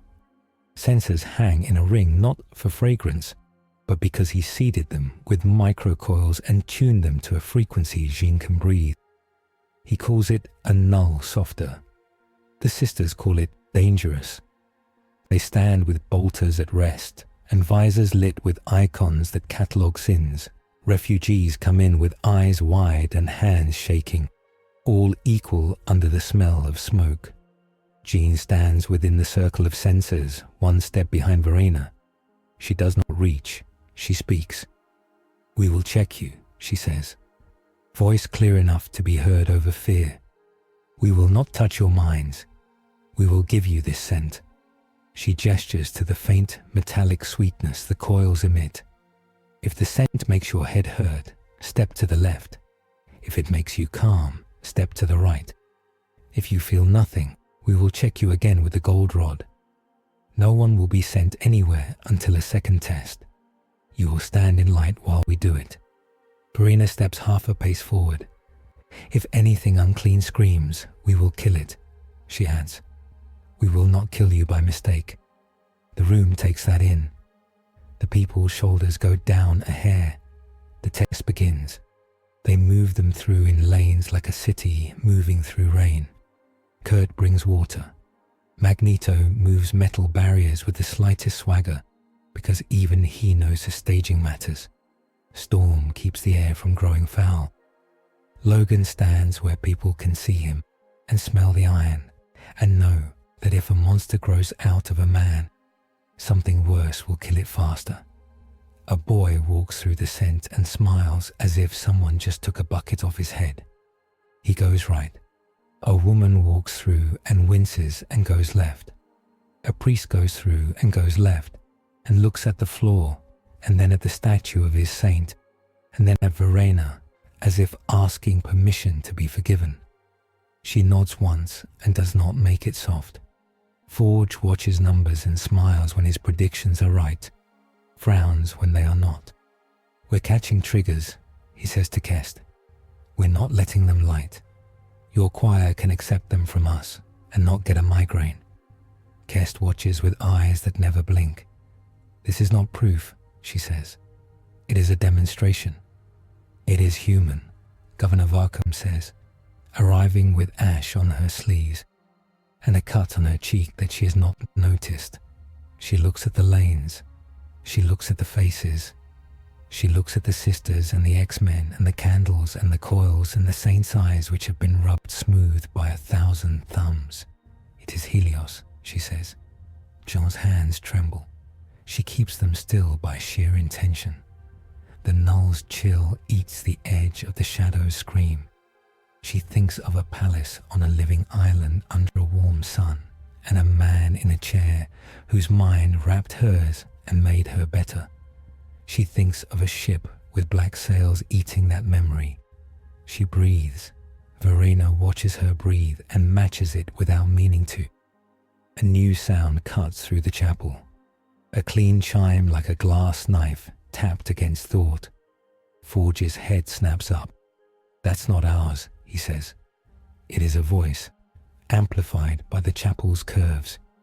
It is a man's voice made of many men, recorded and refined. It speaks from the pulpit because the Mechanicus rigged the vox to the highest point, and because the speaker wants you to look up. People of Vigilus, says a velvet purr with a metallic undertow. I come as a physician to a plague, a gardener to a choking vine. Your tragedy is that too few of you hear, but I will help you hear. Magos biologis, hierom nemen. Callis 9 is robed in red and trimmed in chrome, and a dozen little servo limbs that hold vials of colours named for sins. He smiles with a mouth he chose to keep. Beside him stands a tall, pale gentleman in white and black, with a diamond on his forehead and eyes that have never loved a human thing except to own it. Sinister, Logan says, with a contempt that tastes like old smoke. Ah, Mr. Sinister says, and his smile makes Verena's hand creep toward her bolter without her consent. My stars and garters, I'd hoped your curiosity would bring you here. In what hell did you two shake hands? Magneto asks, fury under control the way a bridge keeps a river under control. The one you opened, Sinister says pleasantly. A hole in reality, spiced with a planet of psychic delicacies. I am many things, Eric, but I am never late for a feast. Callis 9 gestures with a hand that has more joints than hands ought to have. We propose salvation. The choir is too blunt. The black ship is wasteful. The Helios genome is chaff in a storm. But with pariah splice therapy, with a little pruning, with a little order, We can turn witches into usable tools and the rest into obedient crops. The crowd rustles. Words like therapy and order are comfortable. Words like pruning make men look at their hands. Jean feels the room tilt toward a choice and steps forward. Verena steps with her, a mirror kept closer than comfort. You cannot fix people by breaking what makes them people, John says. Voice or glass edges. You mistake ornament for essence, Sinister replies. I will remove ornament. Governor Varcom looks between Kest and Scott. Her voice is low. If I allow this man to speak in my chapel much longer, I will have to hang him for blasphemy to keep my city's spine straight. Please do, Logan says. Kest raises one hand. Magos, she says, you have not presented this protocol to the Conclave. I presented it to a higher authority, Callus 9 says, with a little smile at Sinister that makes the room colder. Authority without writ is heresy, Kess says, and draws her rosette like a blade. Leave, Sinister sighs. So door, so very, very door. He looks at the refugees, then at Jean. You bleed for people who will call you monster. I offer you a world that will call you useful. Consider the difference. Jean's answer is not words.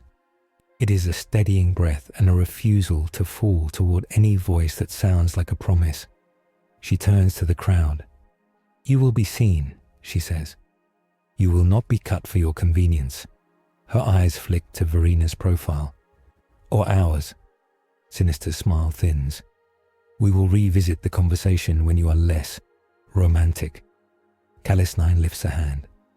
The chapel's bells ring by themselves, disharmonic. Outside, someone screams, not a psyker.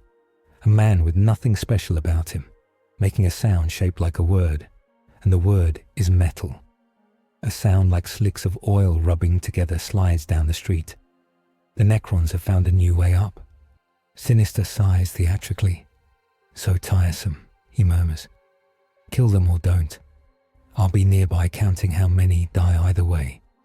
He turns without hurry and steps through a door in the wall that was not there and closes it softly, because he is a gentleman in his own head. Callus 9 follows through a different door that opens the wrong way and closes with a polite click. The chapel breathes, offended. Scott's jaw goes hard. War council later, he says.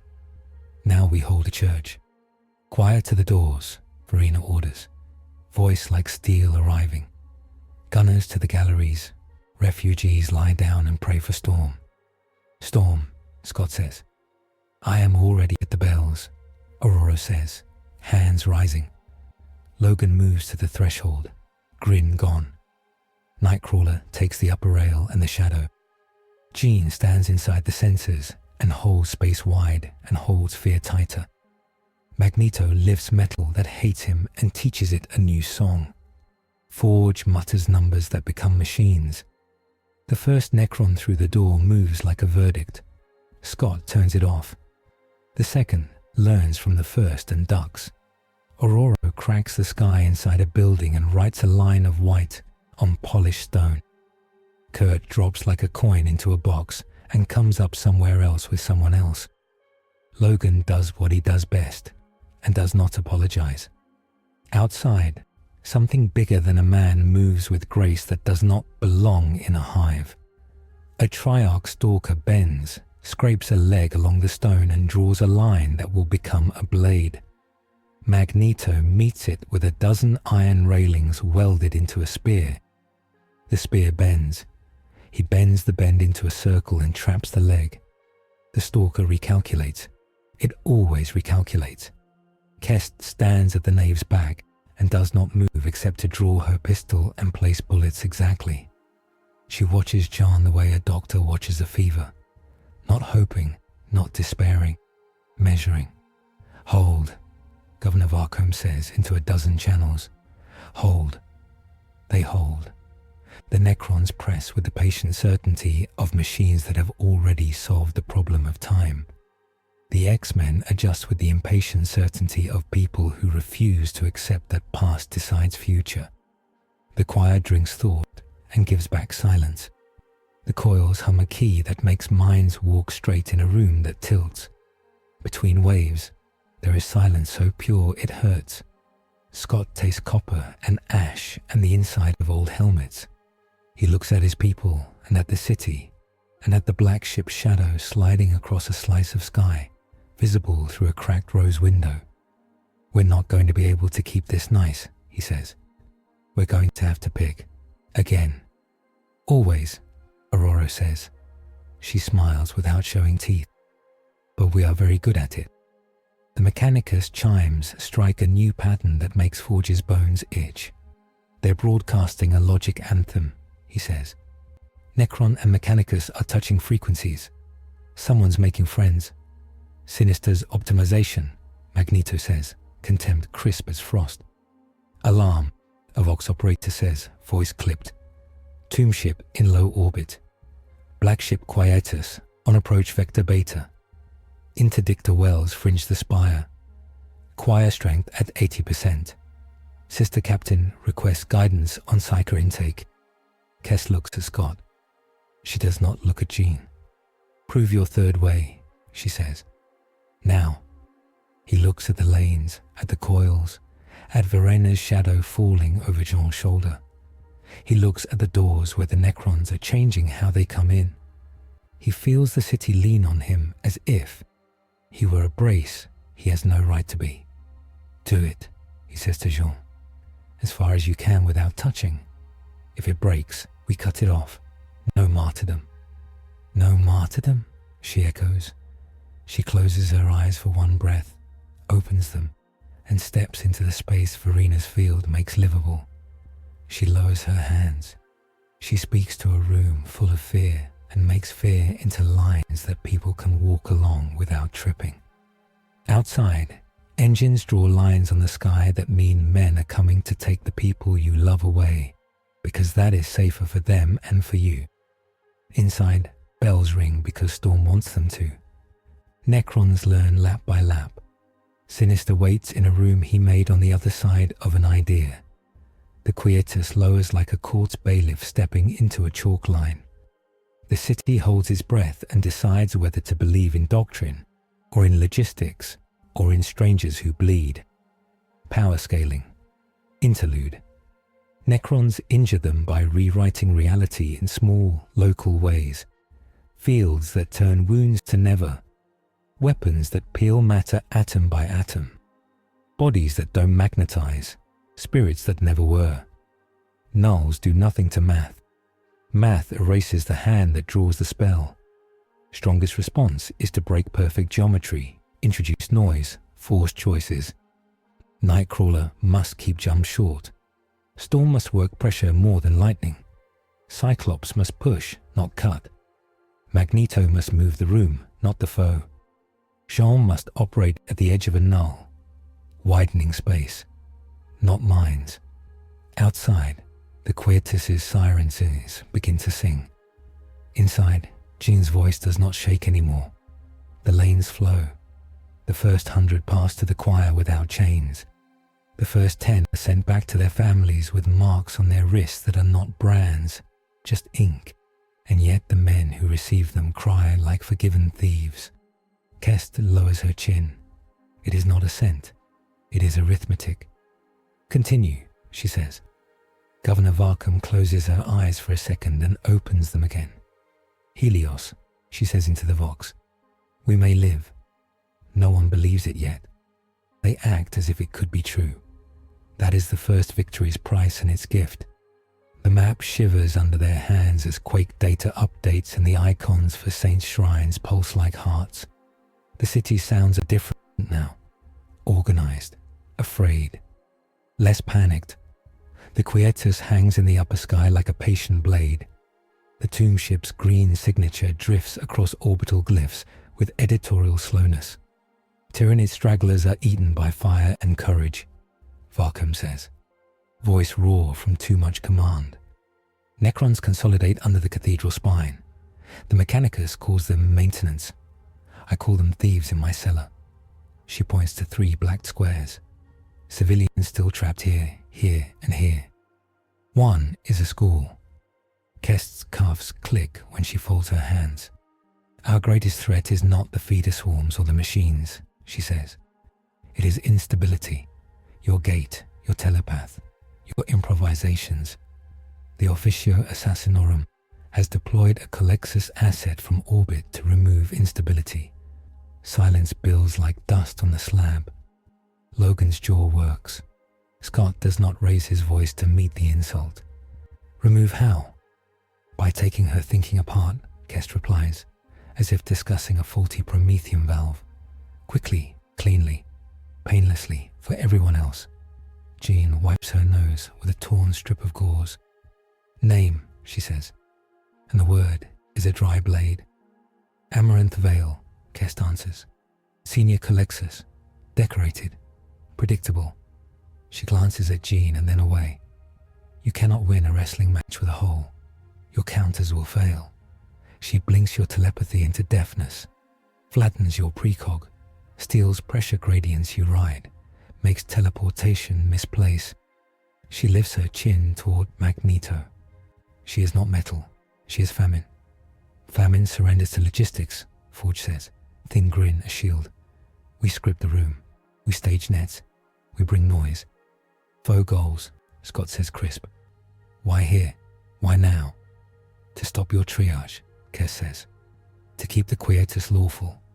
To prevent a precedent. Her mouth makes a smaller line. She may take you as well. Optic weapons behave poorly near a hole. We are not prey, Storm says. We are the weather. Kes does not smile. She does not breathe weather. Magneto leans a knuckle on the slab and tips his head, listening to a city's bones. She will come through a place where belief is loudest, he murmurs. To make it quiet. Your cathedral. Saints Chapel 9, Varkham says. Of course. Scott nods. The decision becomes a plan under his voice. Kurt, you own vertical. You do not engage direct. Tag her path with eyes and bells. Aurora, you give me pressure traps, not lightning. Forge, nets, coils, decoys. Jean, you stay in the null bleed. He turns to Verena. Your perimeter keeps her from going straight through us. Verena's nod is a single cut of chin. I will keep the perimeter. I will not keep your lives. She looks at Jean. You must keep your own. Logan slides the clean blade home. I'll keep hers if she slips. You will try, Verena says. They do not wait for the assassin. They make a place for her to arrive. Saints Chapel 9 becomes an engine. Forge strings coils across rafters and hides them in sensors that tremble like frightened animals. He hangs chaff braids made of thin foil, holy seals and stripped wire. He stows little machines in reliquary mouths. He lays down a grid that hums on a frequency that makes thoughts itch. He calls it an adversarial choir. The sisters call it noise. Aurora draws air into bowls and leaves them balanced on knife points. She places a dozen pressure hollows in the nave and hangs a ribbon over each. The old shrine flags trembling when the hollows breathe. She keeps lightning leashed. The chapel smells of rain that has not fallen. Nightcrawler ties small bells to railings and saint wrists. He hides them under soot and prayer knots. He positions himself above the pulpit, tail wound tight around a beam. He prays, then works, then repeats both. Magneto listens for Metal's opinion of the room. It hates him less today. He goes still. He holds railings on the edge of yield, doors on the edge of flutter, grates like larynxes ready to sing. He looks old and endlessly awake. Jean stands within Verena's winter. She opens and closes her hands until they behave. She lays her mind down like a knife on a whetstone and moves it with patience. She does not reach out. She waits. The room settles into readiness. The ready waits and time becomes a taut wire. The city's noise fades into that single note. The note becomes a person who is not a person. Amaranth Vale does not enter so much as appear where a lack belongs. Space around her inverts a hair, no ripple, no shimmer, just the sober absence of participation. Her armor is a cruciform carapace lacquered a matte that swallows candle glow. The animus speculum on her brow is a blank lens shaped like a chalice. A hood veils what passes for a face. The chapel's bells do not ring. The bells do not like reporting on holes. Jean's breath shortens, as if hands press her throat. Logan's ears pop. Storm's bowls of air collapse with soft claps and the ribbons drop. Magneto's feel for rails goes glassy. Not gone, just uninterested. Nightcrawler's stomach tightens into a sailor's knot. Vale's head turns a fraction. The lens lowers toward Verena's aura and decides it is boring. It lifts toward Jean. It likes the way the air tenses there. Amaranth Vale, Kestvok says, formal. By the throne's writ. Vale does not reply. Culexus do not prove anything to anyone. They remove problems. Now, Scott says. Forge's adversarial choir wakes and makes the chapel think it is a factory for a second. The censors cough contraflow. The air's low harmonics turn lopsided. Vale step checks. A hooded angle shifts. Logan crosses the distance like a thrown spear. He hits a wall that is not a wall. It is a refusal. His skin crawls backward. His vision sparkles. He snarls and keeps moving because stubbornness is an organ in him. Claws kiss lacquer. The lacquer does not care. The claws drag. A shower of dull chips sprays the floor in a pattern that makes Forge's eyes ache. Storm's hands move without flourish. Pressure rises under Vale's feet like a shrug that does not let you leave your chair. The assassin's step becomes a hinge. She takes the hinge apart like a curious child takes apart a toy. She does not fall. She skates an absence through pressure and puts herself where John will notice. Nightcrawler drops from the rafters and grabs for the speculum's crown to wrench it aside. 30 centimeters into the fall, his gift misplaces him an inch. Not far, not catastrophic, just enough to turn his hands into a near miss. He rolls off her shoulder, tail whipping, heart pounding at the insult of being almost. Left 3, Forge breathes. She's cutting your edges. Scott angles across the nave. He does not fire the beam at her. He writes a line through floor and pillar to cut her vector. The beam touches the lacquer and turns thin. A hairline that refuses to thicken against a machine that is not the warp but drinks everything that could someday become warp. Vale steps across the line and learns its rhythm. She accepts its heat without grace or complaint. Verena walks her perimeter inward one pace, then another. Her winter doubles. Jean inhales. The pressure on her mind lessens a shade. Vale notices. The lens tilts. The room's sound flattens. The animus speculum opens. It does not light. It does not fire. It reveals a shape in the world that was concealed by mercy. The shape is a funnel, whose wide end is everything that thinks, and whose narrow end is John's skull. It pulls. Jean's vision grays from the edges in.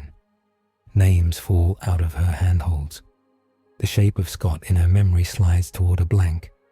She clamps every finger of will on 3 fixed points. Breath, the weight of Verena's presence, and a line Xavier taught her to draw through her own mind when he was proud. She makes the line into a wire. She ties herself to it. Break the room, Forge says again, desperate.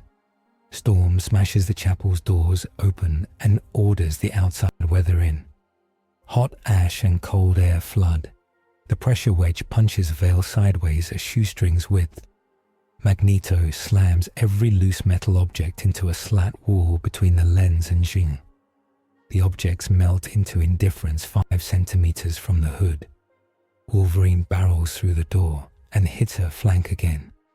Teeth grit, claws screaming like saws on bone. Vale pivots her absence and the world opens to let her. She does not push Logan. She makes a U-shaped hole and invites him to fall into it. He falls. He hits stone with force meant for someone else. His ribs go. He sucks air, one lung refusing. Nightcrawler's bells ring in triplets. He blinks to Jean and Verena, hands on both, eyes wide. Midmere, he says to Jean, voice papery. Now, if I leave, she eats the room. Jean gasps. Her pupils are pinheads. The wire is slick. Verena drops a gauntlet, fingers bare and white. She grips Jean's wrist hard enough to bruise and drags her a half step deeper into winter. Vale's funnel narrows, hungry, and meets ice. The speculum shudders as if choked on clean. Jean feels thought return like blood to a numb limb. It burns. Reward your nulls later, Forge snaps. Scott, rail 2 degrees. Aurora, reverse. Scott swings his beam to burn a line through a buttress that wants to help. Aurora reverses flow and turns suction into a slab. For a breath, Vale's footing miscalculates. For a breath, Wolverine's fist lands where a face would be if she were the kind of thing that had one. The lacquer chips, the blank lens tips. Vale re-angles without being angry. She lifts the speculum and traces it toward the coils. The hum hiccups. The chapel forgets to be an engine and becomes a room again. The adversarial choir loses its sheet music. Forge swears, soft and reverent. The lens finds Jean. Jean's wire sinks thinner. Her childhood in a kitchen with a falling spoon drops. Her first flight over Westchester slips a centimeter. The line holds. The cost arrives. It does not ask permission. Something deep in her stirs because her house is burning and it wants to be fire. The phoenix she keeps under glass raises a feather and looks at the hole. It considers flying. Don't, Scott says without looking at her, because he knows the sound of that feather even when she makes no sound at all. Temptation is a method, Sinister says from a shadow that should not be able to hold a man. He claps twice, polite. I can fix this for you, Jean. A pariah lattice, a little splice. You won't feel hunger. The hole won't like you. We take out the heat and leave the shape. You will be useful forever. Get out, Magneto says, not shouting.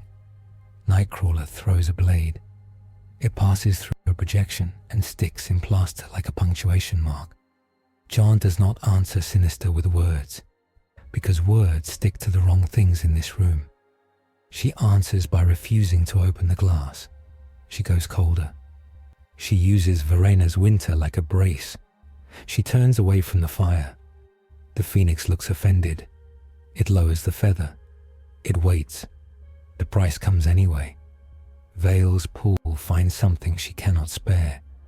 The funnel steals a slice of her precognition. Thin, humble, the way a mother feels a room before she enters. It goes. It is gone. The line clings to a smaller world. Refusal has a cost, Kerr says. She might be speaking to herself. Vale moves with the inevitability of subtraction. She will not stop until the world stops offering her things to take. The X-Men do not have a weapon that says no to holes. They have noise, rails, pressure, knives, and a refusal that hurts. Sacred now, Varcom breathes into the chapel vox. Father, sing. The priest at Saint's Nine lifts a reliquary and cracks the seal. The smell of old wax and a saint's hair mummified in ribbon pours into a war. He intones a litany Craig and Son sang for a flood a century ago. His voice is bad and true. People in the nave repeat it. The choir picks it up because it is words sanctioned to beat back wrong weather. The chant is ugly and stubborn. It fills corners. It makes the room participatory again. Vale tilts her head as if listening to static. She lowers the lens half a degree. The funnel shivers. Holiness does not cancel her. It makes her nameable for one long breath. Now, Magneto says, and drops the entire balcony's face like a gate. It hits Vale in a shower of saint dust and twisted rail. The lens cracks in a line smaller than a seam in a glove. She steps sideways into a hole she brings and reappears, where Logan's shadow waits. He drives 3 remaining inches of the claw that should be 4 into the crack. He screams because it hurts him as much as her. Pain is an instrument. He plays. The speculum's housing gives a millimeter. Veil's absence wobbles. Pressure traps clap. Nightcrawler's bells ring not in warning but in joy. Scott steps to the angle of the nave, braces, and opens his visor a fraction more than safe. It does not cut. He pushes. The beam presses through the crack instead of around it, a plumb line of light driven into a chalice. The lens fractures. The funnel collapses. The air tastes like copper coins and extinguished candles. Veil staggers for the first time in her service. She flows away like mercy leaving. She goes through a door men cannot see. The room forgets where she went. Logan drops to a knee and laughs once, short and mean. Blood threads his teeth. Nightcrawler lands by him and presses a hand to his ribs. "Breathe," he says, simple. "I am," Logan replies, and coughs. "Hurts." "Good," Kurt says. "Alive." Jean sinks to a bench inside Winter, and the bench does not catch her because benches do not know how to do that. Verena's grip does that instead. It is bruising. It is necessary. Jen's eyes are wet, and not with pain she can name. The Phoenix is very quiet. It is offended at being refused. Scott walks to John with steps measured small.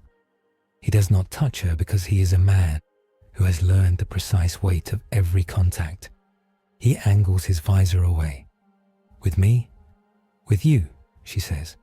She searches for a memory of the first training bay and finds a blank where a smell should be. She breathes around it. Codex note: a Culexus's anima speculum does not blast. It imposes an absence to the funnel's thought energy into void. The wound channel is memory shear and precog deletion, not flesh. Kest holsters her pistol the way a surgeon caps a scalpel.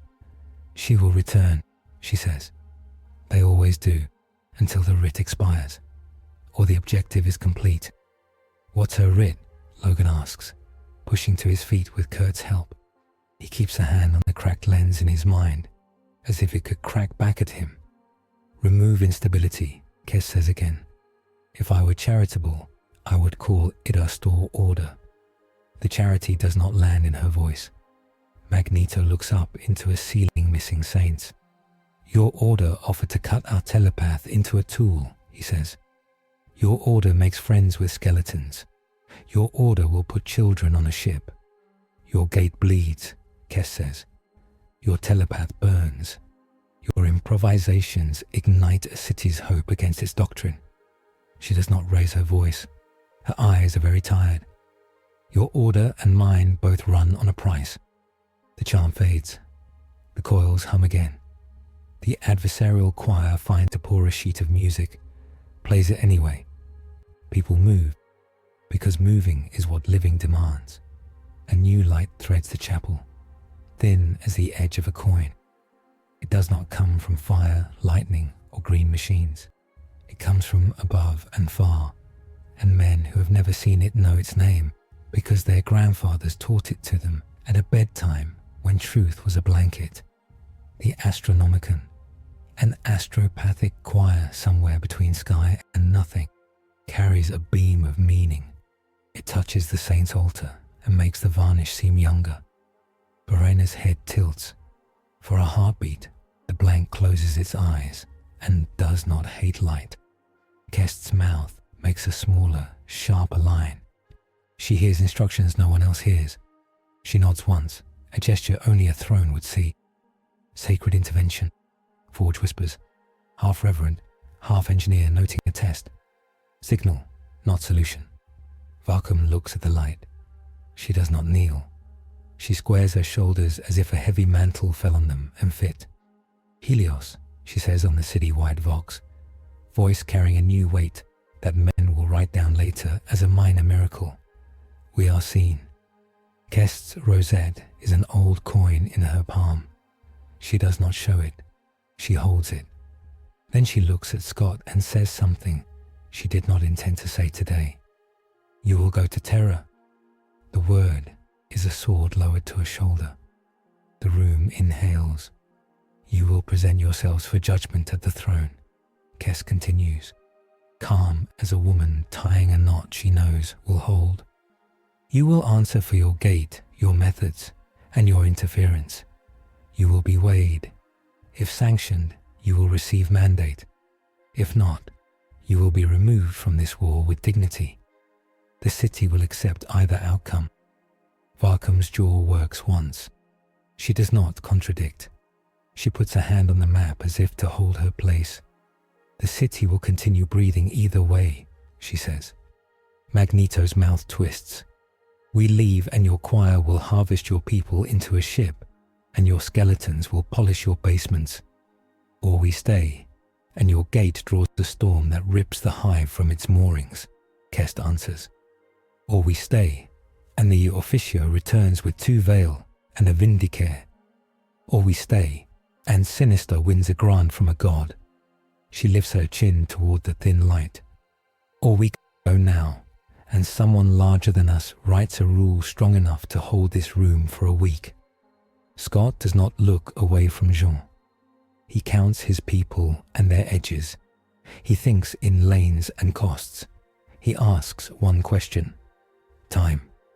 The custodes will not come to fetch you, Kes says. You will make your own path.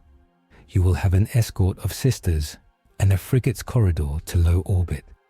After that, you will live by wit. The Quietus will not fire on you if you stay to your lane. The tomb ship will. The warp will try to eat you. Welcome to our roads. Pilgrimage through fire to a gold door, Storm murmurs. Old stories never change their bones. Jean wipes away the last blood and looks at the seam in the air where Forge's work lives. It flickers madly, coil readings like arrhythmia. She feels a tremor in her own mind, the gap where precognition used to lay a warm hand on Future's shoulder. She knows the Phoenix is kneeling on the far side of glass with a smile that says, "One day you will ask me." She knows she must keep not asking. "We go," she says. Kest nods once, and some mechanism taller than a hive changes state. "Sister Captain Verena," she says. "You will escort. Choir will hold the gate. Governor Varcom, you will maintain triage under clause Helios 37. The Quietus will take 40% intake on your oath and signature. If any of those break, I will break your city before the gods do." Varcom's lips thin. "If those break, my city will already be broken." "Sinister?" Magneto asks, contempt a blade kept oiled. "Will attend Terra by other paths," Kes says. "If he is there when you arrive, you will have a mirror to talk to." Her gaze flicks to Jean. "Do not accept gifts on the road." Logan wipes blood from his teeth and spits discreetly, because he respects churches in his own way. "Roads are never discreet," he says. "Who else wants a peace?" "Mechanicus will test you with doctrines you cannot pass," Kes says. "Ecclesiarchy will test you with words you cannot say. Assassins will test you with holes." She pauses. "We test you with choice. If you run, I kill what you leave. If you stay, I kill you. If you go to Terra, the throne kills or crowns. There is no mercy anywhere, only function." "You say that like you regret it," Storm says. "I say that like I am tired of it," Kest replies. They move. They do not rest. They bleed into the plan. Forge packs coils and scopes and a little choir. He touches each device with a gloved finger as if saying goodbye. He knows which ones will not return from space. Nightcrawler rewinds bells and ties them to his own belt. He kisses the saint's hand where the bronze shows bright from a century of touching. He does not know the saint's name. He knows the saint sees him. Logan takes a new chainsword and leaves the old one leaning against a pillar like a candle stub. He pats it twice. He hates goodbyes that are neat. Magneto lifts a crossbeam that fell during the fight and puts it back with insulted elegance. He leaves it slightly crooked on purpose. Let the skeletons fix it later. Jean stands for a moment under the thin coin of the Astronomicon and lets it lay on her forehead like a cold hand. She wants to weep. She does not. Verena watches her not weep. It is the first thing about Jean the sister trusts. Scott speaks with Varcom alone for 12 seconds. He tells her 3 things. Keep the lane straight, trust the man with the cracked voice, and ask the sisters to stand on the chapel's porch when the Quietuses launch his roll. She nods, angry and grateful. She will do all of it. She will add 3 more things of her own. They step into the green seam together. It opens unwillingly. It tastes of solder and old ocean. Coil readouts go from yellow to orange to a warning that uses a symbol Forge invented out of despair. Hold, he whispers to a machine, to a gate, to a city, to himself. The seam becomes a corridor drawn over a hive's between spaces. It bends through manufactorum rafters and rail spine tunnels and a slice of void where a giant engine exhales. It ends at a frigate's bay where men in black and gold stand like punctuation around a ramp. A crew in the livery of the Aquila kneels. A preacher makes the sign of a door. Sister Captain Verena steps past them as if the room belongs to her, and it almost does. She does not look back. She expects them to follow. They do. Behind them, the chapel returns to doing 3 things at once: saving, weighing, and bleeding. Ahead of them, space waits like a test that does not care if you studied. The Quietuses launches flower, black petals unfolding from a ship that is all corridor and judgment. The tomb ship drifts like a thought considering an unkind option. The interdictor wells hum a degree off true, making your stomach remember you are meat. The warp swirls around Vigilus like a cathedral organ being played with hammers. They strap in. They breathe in canned air and old incense. They look at each other and see the measure of Act 1 and 2 written on faces. Scott meets John's eyes and sees the missing warm hand in them and says nothing about it, because noticing is a cruelty. The frigate shudders. It swings through a lane carved by bureaucratic fury and choir sanction. Vale is somewhere on that lane, making holes in permission. Sinister is somewhere between them, and a throne writing invitations into blood. The astropathic light thins as distance increases. It threads the bay like a hair and then departs. No shortcut, only stakes. Terra, Aurora whispers, and the word is not a destination.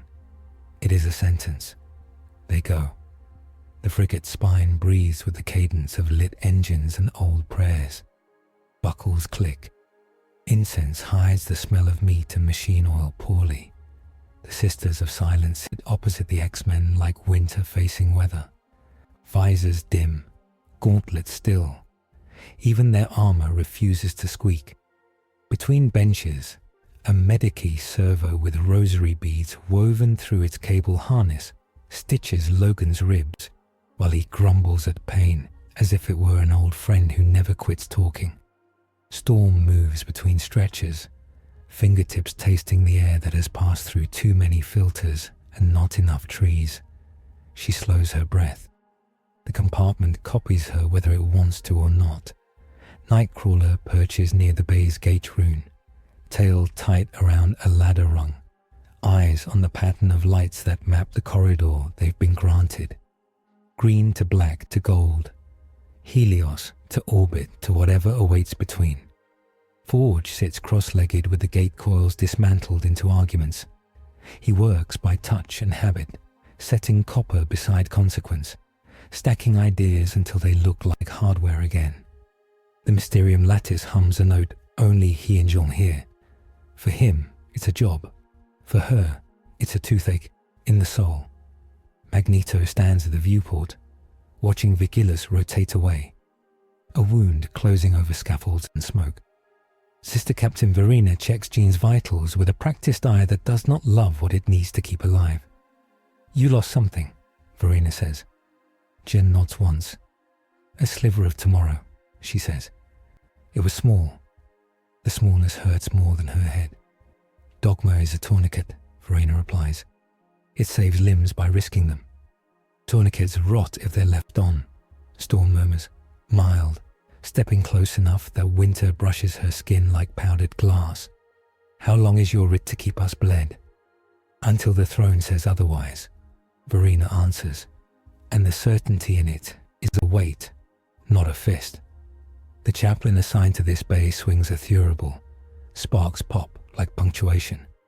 "Confession," he offers, automatic. Logan snorts. "You first, Padre." The priest chuckles, surprised into humanity, and moves on. Scott sits with his back to a bulkhead, maps projected across his visor. Not streets now, but decision trees, fuel ticks, time to impact curves. He looks like a man who keeps his promises because he does not make many. Kest is not on board. Her Vox comes and goes with the frigate's roll. Directives clipped, never warm, like scaffolding that will hold no matter who falls from it. "Cost versus rule," Magneto says, quiet, without turning. "You canonize costs you have already chosen. We count them out loud. That is the difference." Verena's mouth considers a reply and does not make it. The difference keeps cities from burning. Sometimes. The frigate breaks the atmosphere cleanly and slips into a corridor etched by writ rather than physics. Interdictor wells push void a degree off true. Choir signatures braid it to a lane. The black ship's shadow is a warning line no one crosses without being named. The warp presses its face to the window and fogs it with breath that smells like 1,000 prayers said too fast. Medici tend to Jean's nose with ointments that sting like truth. Beast would lecture about capillaries and stress. He is not here. Forge is. "I can build you a quieter room inside your head," he says, not looking up from coils. "Everyone keeps offering to open my skull," Jean says. It would be a joke if her voice didn't sound like glass. "I'll pass." "Not a room to hide in," Forge says. "A room to do surgery in. On the world, not you." "Build it," Scott says. "Plan for loss. Assume we'll get less than we ask Terra for." "Assume we'll get nothing," Magneto says, and turns from the viewport as Vigilus becomes a coin with blood on it. Prepared to take everything. The ship shudders once, twice. Machine spirit complaints rattle like an old man's cough. The navigator's choir whispers behind a bulkhead you do not open unless you have a death wish and a writ. A sister's hand tightens on a strap. Nightcrawler's tail taps 2 beats against the ladder rung. Jean tastes copper and old oak. Something ancient raises its head in a layer of the warp you're not supposed to notice. It is not the Tyranids. It is not the Necrons. It is familiar in a way that makes Aurora's shoulder blades itch. A herald squawk blares through the bay. "Mechanicus traffic on collision lane," the pilot intones from a speaker boxed in purity seals. Designation: Arc Septum Luminis Codex. Priority: Magos Biologis. Writ: Conclave. Vector: Intersect. Forge's gauntlet spits up a feed. A cathedral with engines, red and bone, flensed of ornament, except for filigree that is function. Along its flanks drift organ pods, singing logic in a key that makes teeth ache. A garden moves in its wake. The plants have needles instead of leaves. Sinister's chariot, Logan says, and hates that his mouth knows the taste of that kind of promise. The Vox clears with an expensive cough. "Pilgrims," coos a voice like silk over scalpels. Callus 9 speaks for the flesh and for better futures. A line for inspection. "Submit your witch for remediation." The choir has requested none. My ledger requests many. A second voice overlays the first with theatre and contempt. And Nathaniel Essex, at your disservice. Ah, my beautiful disasters. We do keep finding one another at the most operatic moments. Cut channel, Scott says. The channel cuts. The arc does not. It sidles into the lane, not crude, just confident, blooming a halo of small craft-like pollen. Drab gun cutters with calls of hexagrammic rods, cherub drones with blank faces and black tongues, hyperstatic grapnels that look like prayers turned into harpoons. Mirror foe intercept, Forge notes, like a man logging the weather and disliking it. Options, Scott asks. Break the lane, Magneto says. We eat the void and the void eats us. Hold lane, Verena counters. We live because this corridor is sanctioned. Leave it and the Quietus is a judge rather than a witness.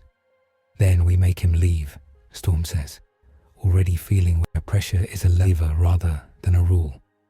The Ark's choir changes key. The frigate's logic gates stutter. Warning icons go from orange to bone white. Geller seals flex like old knuckles. Between hulls, the warp lifts its head higher, interested in two strong smells. Sinister's skiff bows, smug, and opens its mouth. The first volley is not a gun. It is a song. Compliance in 3 movements. Remove panic, remove choice, install function. The sister's auras ice the first 2 chords. The third slithers through. Storm hears it try to turn weather into schedule. Forge flips 2 coil arrays he swore he would not use in a pressurized compartment. They hum. The song detunes, goes flat, sounds silly. Sinister laughs into light rather than rage. Adorable. Short clash, Scott warns. No glorious deaths. Ororo, make their grapnels hate the vacuum. Eric, detune their rails. Kurt, tag leaders. Logan, clip anything that forgets to be perfect. Magneto reaches with practiced contempt for Mechanicus metal. He meets prayers instead of bolts, ritual instead of rivet. He cheats. He pulls on the slack in their liturgy, the places where hands got lazy and left a screw unblessed. Rails complain. Grapnels skip a beat. It is enough. Storm shears pressure above the skiff's prow. Vacuum bites the grapnel pods like cold on teeth. Their runes flicker. 2 fail to choose a reality and break their lines into icicle shrapnel. The cherubs waggle toward the frigate with little pariah stones in their mouths. Nightcrawler blinks between 2, snatches the stones, and throws them into a pocket that is not a pocket, but a window he won't open for anyone. He reappears on the skiff's fin and taps the hull with a blade, because pettiness is a tool. Logan ruptures a boarding tube by meeting it where its gasket is proud. Void tries to pet him. His lungs decide to be practical. He clamps. The Medici servo hisses in anger at the wasted sutures. He grins. Callus 9 speaks again. The arc radiates a new logic. Hypostatic grapnels shift to a different hymn and ignore Magneto, because they are listening to a different god. They retune the frame. Forge barks. They're learning. Make it not worth the tuition, Scott says. He opens his visor a sliver. The beam cuts a fence of ruby across a swarm of cherubs. Some die like toys. Some die like children in a nightmare. He files that for rage later. Sinister appears not in person, but as a silhouette in their viewport, projected across the warp as if it were a lake you could skip a stone across. Jean, he says, tender as a butcher toward a prime cut. The whole hurt you. I can make a shape the whole cannot drink. A pariah on a leash around your neck. We can call it a necklace. You will call it relief. Jean stands with Verena's winter at her back. The missing sliver of tomorrow aches like a tooth you shouldn't tongue. No, she says. It costs because desire is a cost too. Not for you then, Sinister says, bored now. For your cities. For the way they sleep when they do not have to hear the screaming. Ah, do not pout, Eric. This is not about you. Magneto lifts the Ark's forward fin half a degree. The Ark does not like being tutored. It spews a lance of focused null out of a machine that should not be able to make that many sisters cry at once. The frigate's shields brown out. Nightcrawler's stomach climbs into his throat. His gift flickers. The lane flickers with it. Something golden interrupts. Not a beam, not a torpedo, not even a ship, an instruction. A sigil descends on every machine spirit present like a finger pressed to a lip. Runes invert. Voxes choke. The lane's boundaries blaze bright enough to feel. No one doubts the sender. Even Sinister pauses like a gentleman who recognizes the host. Edict, Verena breathes, and no one asks her to translate High Lord's code. Every Orgo reads the same 2 words in a script the universe would obey if it had mercy. Reach the throne. Callus 9 passes it quick, offended. Conclave precedent. The edict repeats without grammar. The Quietus turns its guns without firing them. The Ark's grapnels wither like weeds away from a boot. Sinister sighs with good humor. So fussy. Withdraw, Scott says, and means don't take the dare. He watches the Ark's choir subside. The skiff turn like a saddened fish. Sinister wags 2 fingers, then 3, then is gone in a neat aversion. Callus 9 leaves a final burst of logic in the lane. Forge eats it with a coil and burps impolitely. The voyage resumes. The frigate rides a tunnel of writ through places where space is a suggestion and law is a song. The navigator's choir hums, then keens, then is silent enough to feel. The interdictor wells shift flavor from vigil to escort. The warp looks disappointed. They make translation near Saturn and bleed vector sunward on a corridor that does not exist unless you believe in it very hard. Mars glares with sacred industry. The palace grows as if the mountain itself were exhaling. Terra's night is a tapestry of pilgrims' lamps and orbital fires. Pageantry is not a parade. It is gravity you can see. The fortress planet fills every sense with design. The Himalaya are no longer mountains. They are a shoulder plate under the sky. The Imperial Palace is not one building. It is a continent wearing a crown of stone and prayer. The Eternity Gate stands like a cliff made by men who hate the idea of horizons. Choirs lay a sound into a sheet. Bells lag. Drums anticipate. Banners like falling suns hang in air that refuses to be out of tune. The Custodes meet them at an orbital bastion with a name that is both a boast and a penance. The gold of their armor is not glamour. It is a duty lens turned inside out to blind you to everything, except the mandate. Each spear they carry could anchor a hymn. They say nothing. They do not need to. Sisters of silence form a corridor of winter, so dense even Magneto's breath is quieter. They are not the same cadre from Vigilus, but their presence is the same shape. A cleanliness that makes wrong things scream and right things stand straighter. Officio Assassinorum watchers perch like punctuation in places that are not supposed to hold a man. Someone sees a skull-faced helm and looks away before it becomes a conversation. Pilgrims kneel. Some reach out to touch shadows the Custodes throw. None dare. A child in grey stares at Nightcrawler until his mother remembers fear and pulls him down. Kurt smiles with his whole face and bows an inch to the boy's bravery. The boy will tell that story until he dies. No one will ever believe the blue man in the palace was a friend. Scott walks in a pace set by drums he cannot hear, because his body understands what it means to be weighed and keep moving. Aurora lifts her chin and lets Terra's thin wind thread her hair. Even here a planet makes weather. Even here she respects it. Magneto measures walls and finds nothing to teach. Logan leaves his hat, stolen, given, who knows. On a shrine step, because some things you do without thinking about how legends are built. Jean keeps within Verena's winter, and yet looks up, because you do not look at the ground in a place like this, unless you are begging.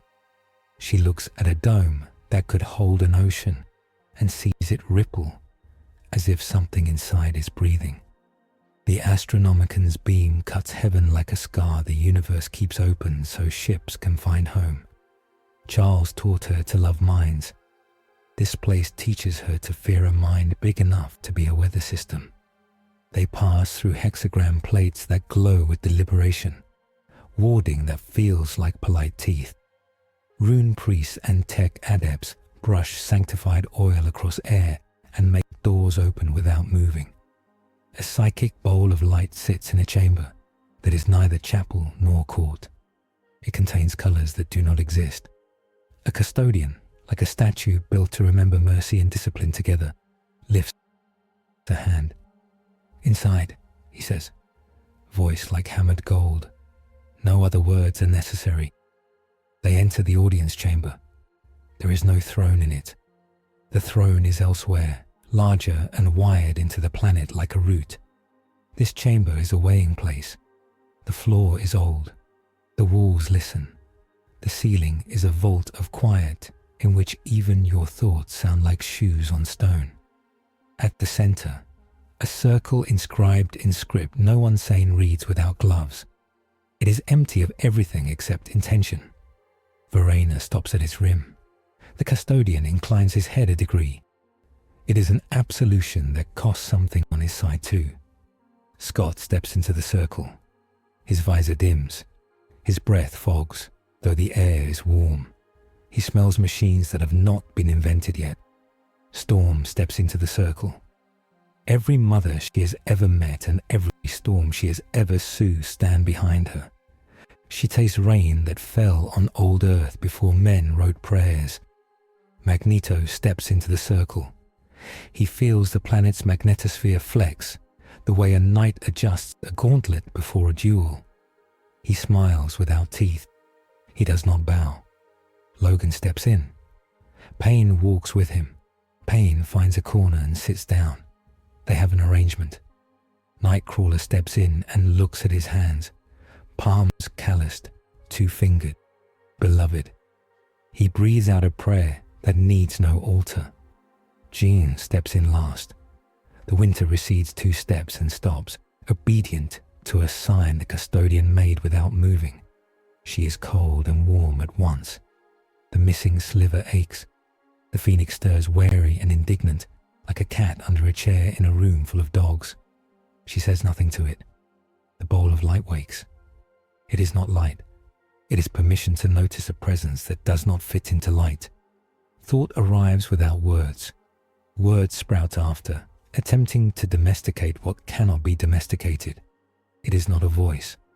It is the shape of a mind so heavy, it has its own tides. It looks at Scott and sees a line that never breaks, because it has decided not to. It sees the way decisions bruise him. It approves of bruises.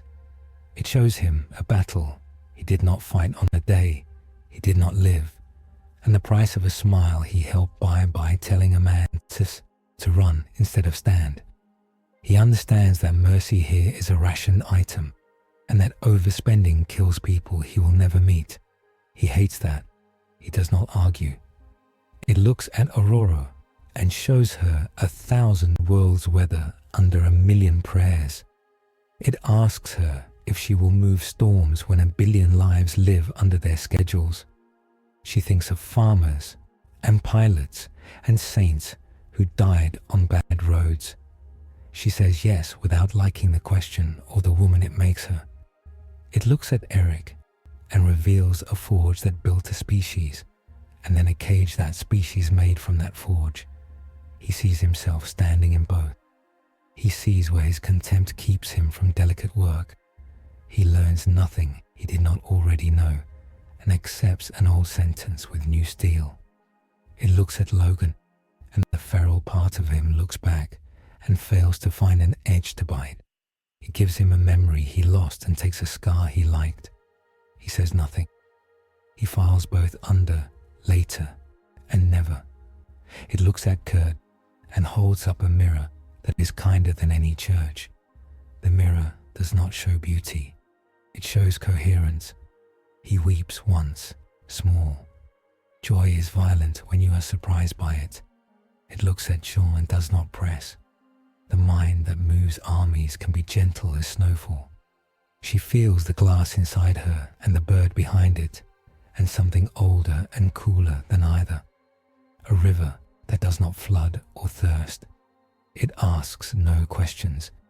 It shows her a hallway into which many would like to push her, then shows her a key she can use to lock a door if she chooses later.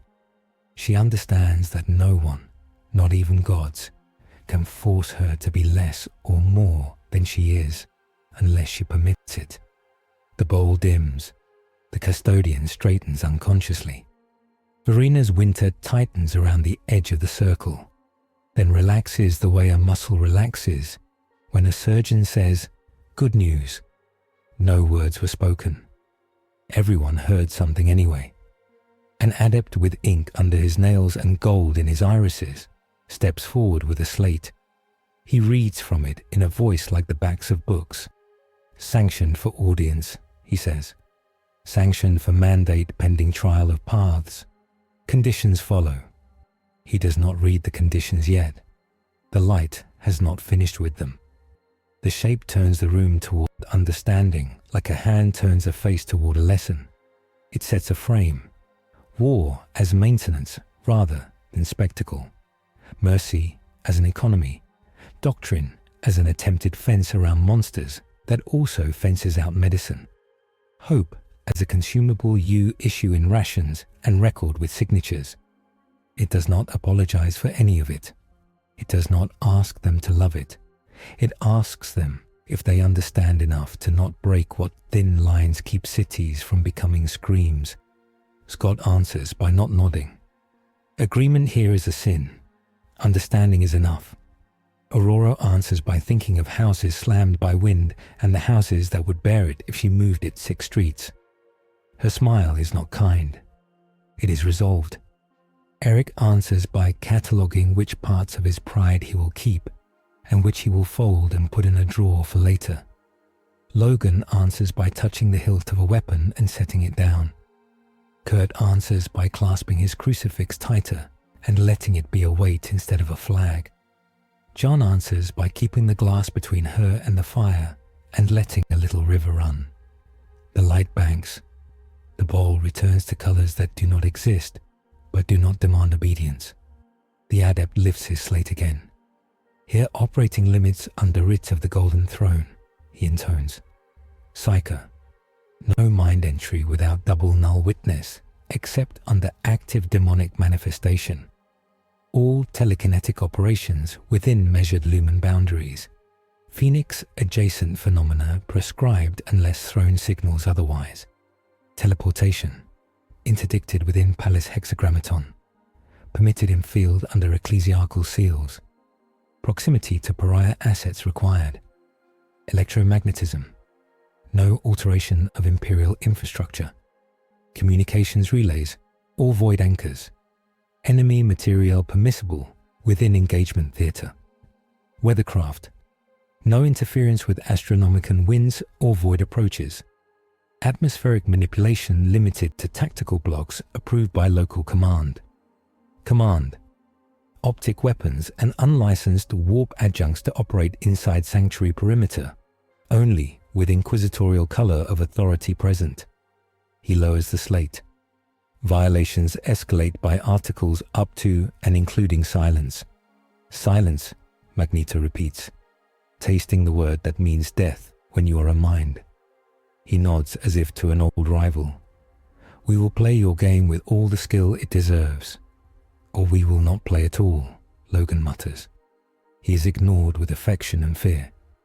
"Reach the throne," a custodian says again, softer. It is less an order than a confirmation that they have. The floor breathes. The walls close without closing. The circle remains in their bones even when they step out of it. Their feet remember where it was, and some part of them will walk around similar spaces for weeks rather than stepping through them out of a respect that feels like superstition. On the way out, pilgrims kneel again. The boy in grey is gone. A woman with oil on her hands and steel in her grin stands now, and she nods at Aurora like one foreman to another. The Sisters of Silence open a lane. Verena's Winter walks with Jean as if leashed to her heart rather than her steps. Magneto looks back once, over his shoulder, not because he longs for anything inside that weighing room, but because it is proper to look over your shoulder when a mountain turns its face towards you. He files the way gold can be heavy without being gaudy, and wonders for a wicked half-second how it would sound to make it sing. He tells himself no, before the thought finishes dressing. Outside the audience complex, an ecclesiarch with a voice like braided rope waits with the paperwork of piety. Care stands at his shoulder as if she had always been here, as if vapor trails were corridors and writ was a cloak she slept in. You have a path to choose, she says, as if announcing the weather. You have a day to pray. You have an hour to plan. You have a minute to bleed. Choose the order. Plan, bleed, pray, Scott says. Then choose. Then die, Logan adds. Habitual. Kurt elbows him in a place that will bruise and smiles because he cannot help it. In a chapel off the Great Hall, Medicis scrub at Logan's ribs again, with blessed alcohol that smells like forgiveness. Forge wires coils to a wall without anyone noticing, until he asks them not to shoot the hymn machine if it sings wrong for a second. Aurora steps into a cloister garden and talks to a wind that was domesticated before her grandmother's grandmothers were born. It listens the way old dogs listen to children. Magneto walks the colonnade and counts the plates that make Terra a magnet and promises himself to behave. Jean sits on a bench beneath an old fresco darkened by smoke from a century of candles. Verena sits beside her and does not make Winter sharp. They look at each other like women who have moved through a room full of men and found the other there, quiet, competent, tired. You will be offered 3 paths, Verena says, anticipatory rather than prophetic. All of them will be a kind of cage. You have lived in cages before. I have, John says. Some I chose, some I did not. Verena nods. The difference matters until it doesn't.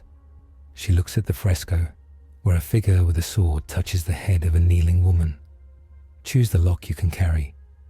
In the refectory, bread that tastes of stone and honey, wine that tastes like the end of a good day you did not think you would get. A scribe copies the phrase "reach the throne" onto a page with the care of a man forging a key. Custodians eat separately, slowly, as if each bite were a memory they weigh before swallowing. The sisters do not eat where anyone can see them. The officio does not eat. Night falls over Terra like a wing. Lightning stitches over the world in polite blue threads, far from any ship's path. The Astronomicon hums like a blade on a whetstone.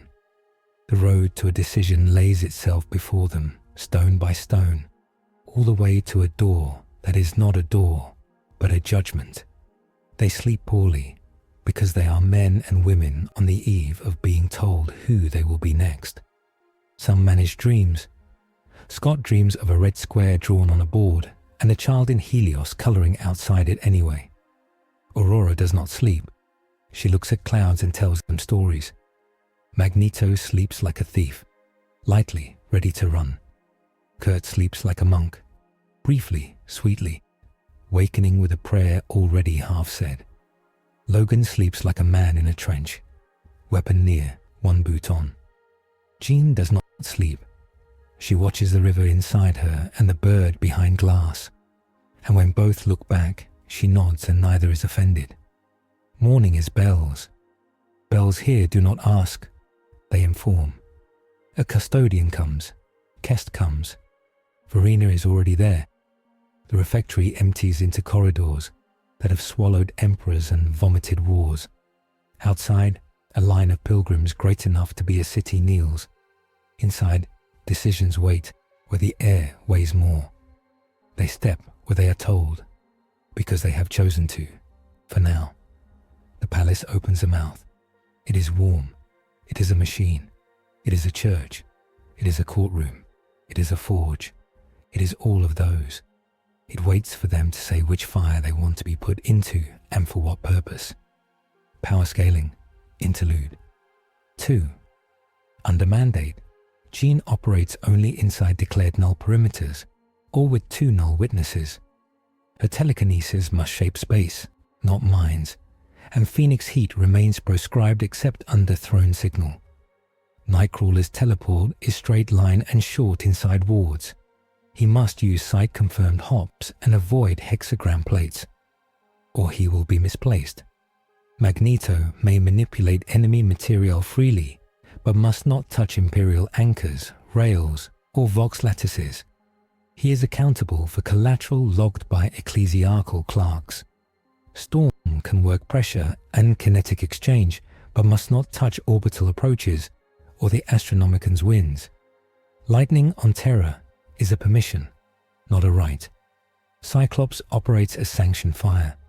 Push, don't cut, and only within painted lanes. Logan's autonomy remains his, bound only by a promise to end what turns quickly. The chamber waits like a hell breath. The bowl of light does not flare, it sifts. The air cools, and the room lays 3 roads on the floor in lines of pale fire that do not burn. On the left, a doorway shaped like a memory. Beyond it, Krakoa at dusk. Sea hum, soft grass. Cerebro sleeping with one eye open. The Mysterium lattice folded like a map, easy to stow, easier to forget. Days unspool with merciless kindness. Headlines and rumors leak through. Vigilus saved, but with chains. The Quietus, heavy with souls. Governor Vacuum, upright and older, smile thin, eyes rimmed red. A statue raised for unknown helpers, face smooth because no one knows which face to carve. Jean lifts a glass and cannot remember what missing feels like. The Phoenix turns its head in the glass and sees only its own reflection. It is safe. It is small. It is gone. On the right, a corridor with no lights, painted arrows on concrete, a child's hand in a blue one. This way, a warehouse in a broken city where coils hum and sisters wait at the door, with their visors up because trust bleeds both ways. Flyers without livery. A gate drawn on a wall in chalk and then made true by blood and will. The miracle underground. Quiet rescues, vast deaths. Culexus veil in a doorway in a rain that never ends. People saved. Good priest dead. Warrants with their names in runes and ink and curses. A schism that calls itself a movement. It grows too fast. It eats its own. In the center, a lane of stone with bones under it, wide enough for a squad to walk shoulder to shoulder, narrow enough to stay honest. Papers, seals, oaths that stain, a warrant with gold on its edge, a room like Saints' Chapel 9 in 100 cities, coils in sensors, water and light.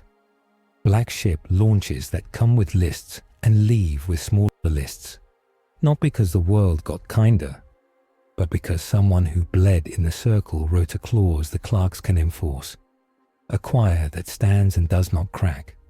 A sister who watches a witch breathe and does not reach for a torch, unless the witch asks for fire by name.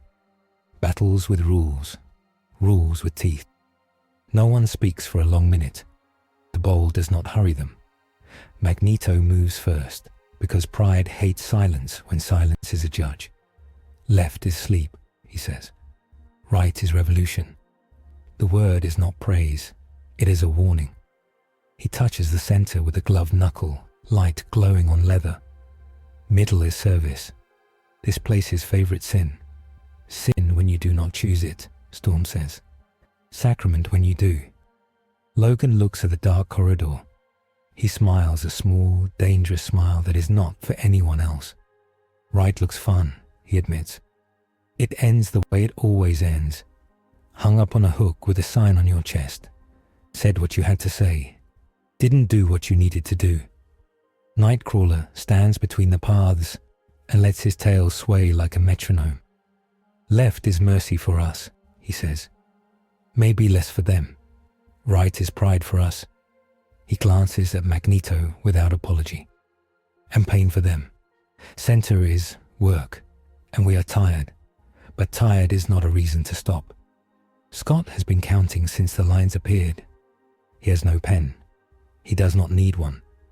Left saves us and loses what we started, he says. Right saves some and kills more. Center costs us control and buys scale. He lifts his chin toward the bowl. If we take center, we write our terms. If we don't get them, we leave. That's the only way it works. Kest watches without blinking. She listens for words that fail a city. She hears none.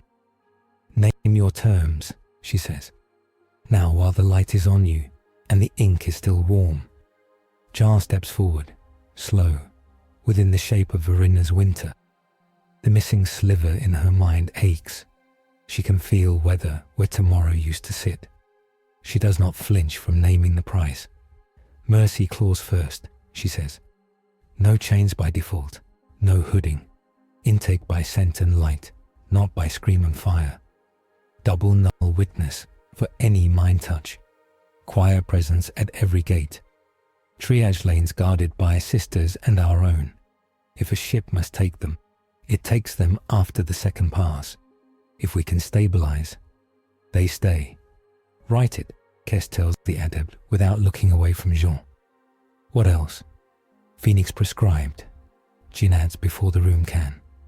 She looks at the bowl and feels the bird flare its wings and wait. Not by threat, by consent. My consent. No games, no lures.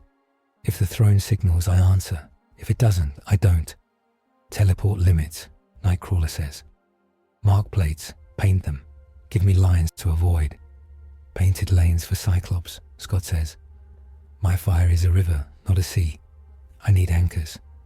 You give me those, and I won't cut your rails or saints. Pariah proximity, Storm adds. We operate within winter unless we must not. We take that cost on us, not on bystanders. We accept sister oversight. We do not accept blind obedience. Veto rights on campaigns that turn this mandate into a sword, Magneto says. Voice mild because mild travels farther. We are not your scalpel to cut rebellions. We pull souls from harvesters. We break skeletons. We do not crush men so your books look clean. Last, Logan says. He glances at Kest. If something turns in a lane, we end it fast. No theatre, no burnings for crowds, no sermons on the body, just work. Verina's profile is a coin cut clean. Add, no mind entry without two nulls, she says softly. No adjurations of demons as spectacle. No punishments that teach a crowd to love power more than discipline. She meets Kest's eye. Ordo Hereticus can stand with that. The adept writes. The quill scratches like small claws trying to climb out of a jar. Claws Mercy Helios 37 appended. Claws Winter Witness appended. Claws Phoenix Silent appended. Claws Lane Paint appended. Clause Veto, limited, subject to conclave review, appended. Clause Quiet Ending appended. There will be arguments, Kess says. Truth, not threat. But the throne is watching us while we lie to ourselves about our motives. They will sign these if you choose the center. They will make calls you hate.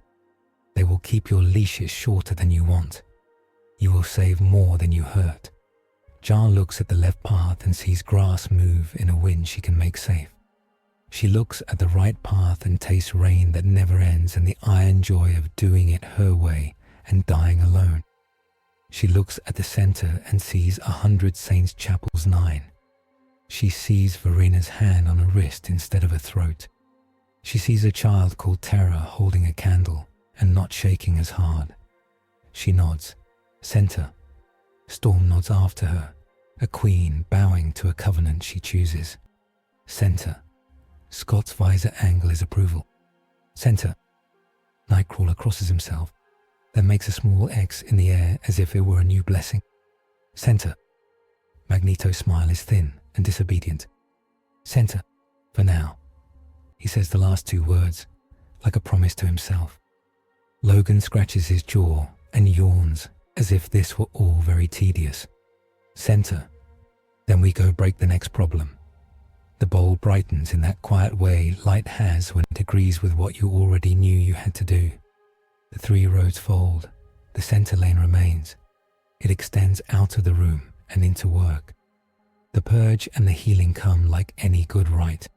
Metal, oil, words, sting, rest. Forge lays the Mysterium lattice on a slab that is not an altar and pours sanctified solvent through it until the green hum drops to a note that does not itch. Tech priests in red move like patient bees, laying hexagram filaments along edges, scribing prayers of exclusion in machine hand. The lattice does not stop being a door, it stops being a mouth. Jean kneels in a side chapel where light pools without source. Verena holds a thin circlet of sun gold braided with pariah wire. Last chance to refuse, the sister says. Not to tempt, but to acknowledge that power without consent is rot. Do it, Jean says, and bows her head. The circlet settles. It does not bite. It does not warm. It is simply there. The winter around her fits better, like a brace made by someone who measured you without touching you. Storm stands under a lintel of carved vows and lets an ecclesiarch draw a line on her brow with oil that smells like cedar and old earth. Do not move the winds that move the light, he intones. Do not calm the storms that carry ships. She smiles at him. I will make rooms in hurricanes for people to live. Scott takes a strip of lacquered parchment edged in gold. It is a warrant with places to sign and a space for a sigil. Kest presses the rosette into the wax. He presses a red X down beside it. Two emblems touch and do not flinch.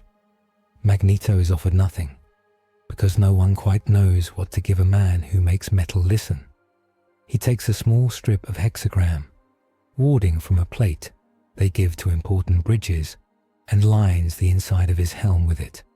He does not tell anyone. He doesn't have to. Nightcrawler takes a seal to affix to a wall in any chapel where they work. It is a painted X inside an aquila whose wings are not spread in threat, but in shelter. He kisses it before he pockets it. He will kiss it again every time he uses it.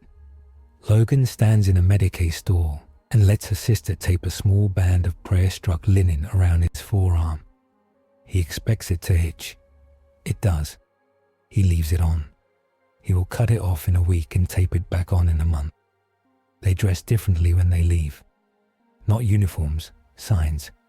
Cyclops' visor rim is set with a thin gold filigree that catches no light unless it should. Storm's cloak is lined with a strip of script that lists 10 cities that lived because someone kept a door open. Magneto's cape hem carries hash marks like tally scratches. Bridges saved instead of bridges taken. Nightcrawler's rosary hangs beside a small stamped aquila that does not scald his palm. Logan wears nothing new. He carries permission like a smell. They stand at the head of the stairs that fall away from the palace like a waterfall of stone. The city below them is noise and belief and hot food and paperwork. The sky is lanes, literal and moral. Kest faces them like a woman closing a book she will open again in an hour. You will be called Auxilia Sigma X, she says, because bureaucracies name things to hold them. You will tie your work to my rosette and to others like it. You will be loved by the people who live because of you, and hated by the people who write doctrine for a living. You will be watched by the people whose job is to end you if you forget why you started. Do not forget. Verena steps forward and touches 2 fingers to her temple and then to Jean's circlet. It is not a salute. It is a promise to be the winter she needs and to keep the winter from becoming the season. Go with God, she says. And even Magneto does not roll his eyes, because sometimes the word is good. They go. Terra receives them like a throat swallowing. Mars watches like a stern uncle who approves of results and not of methods. The corridor opens because an edict still rings. The frigate tilts its nose toward a hive city that remembers breath. Saint's Chapel. 9 is a room again when they return, not a battlefield. The coils hum in a key that sits under the choir's chant rather than on top of it. The lanes move. The Quietus's launches land on schedule and leave with lists that do not break anyone's hands to hold. The first family to pass through without chains makes the crowd exhale like a single animal. Governor Varcom meets them in ash-splashed coat and clean eyes. We held, she says, as if saying, we ate. Her gaze flicks to the new sigils, the small gold on Scott's visor, the circlet under Jean's hair. You did it. We did 1/3 of it, Scott says. You did the rest. The choir lines form. Sister Captain Verena takes her place like a column in a colonnade.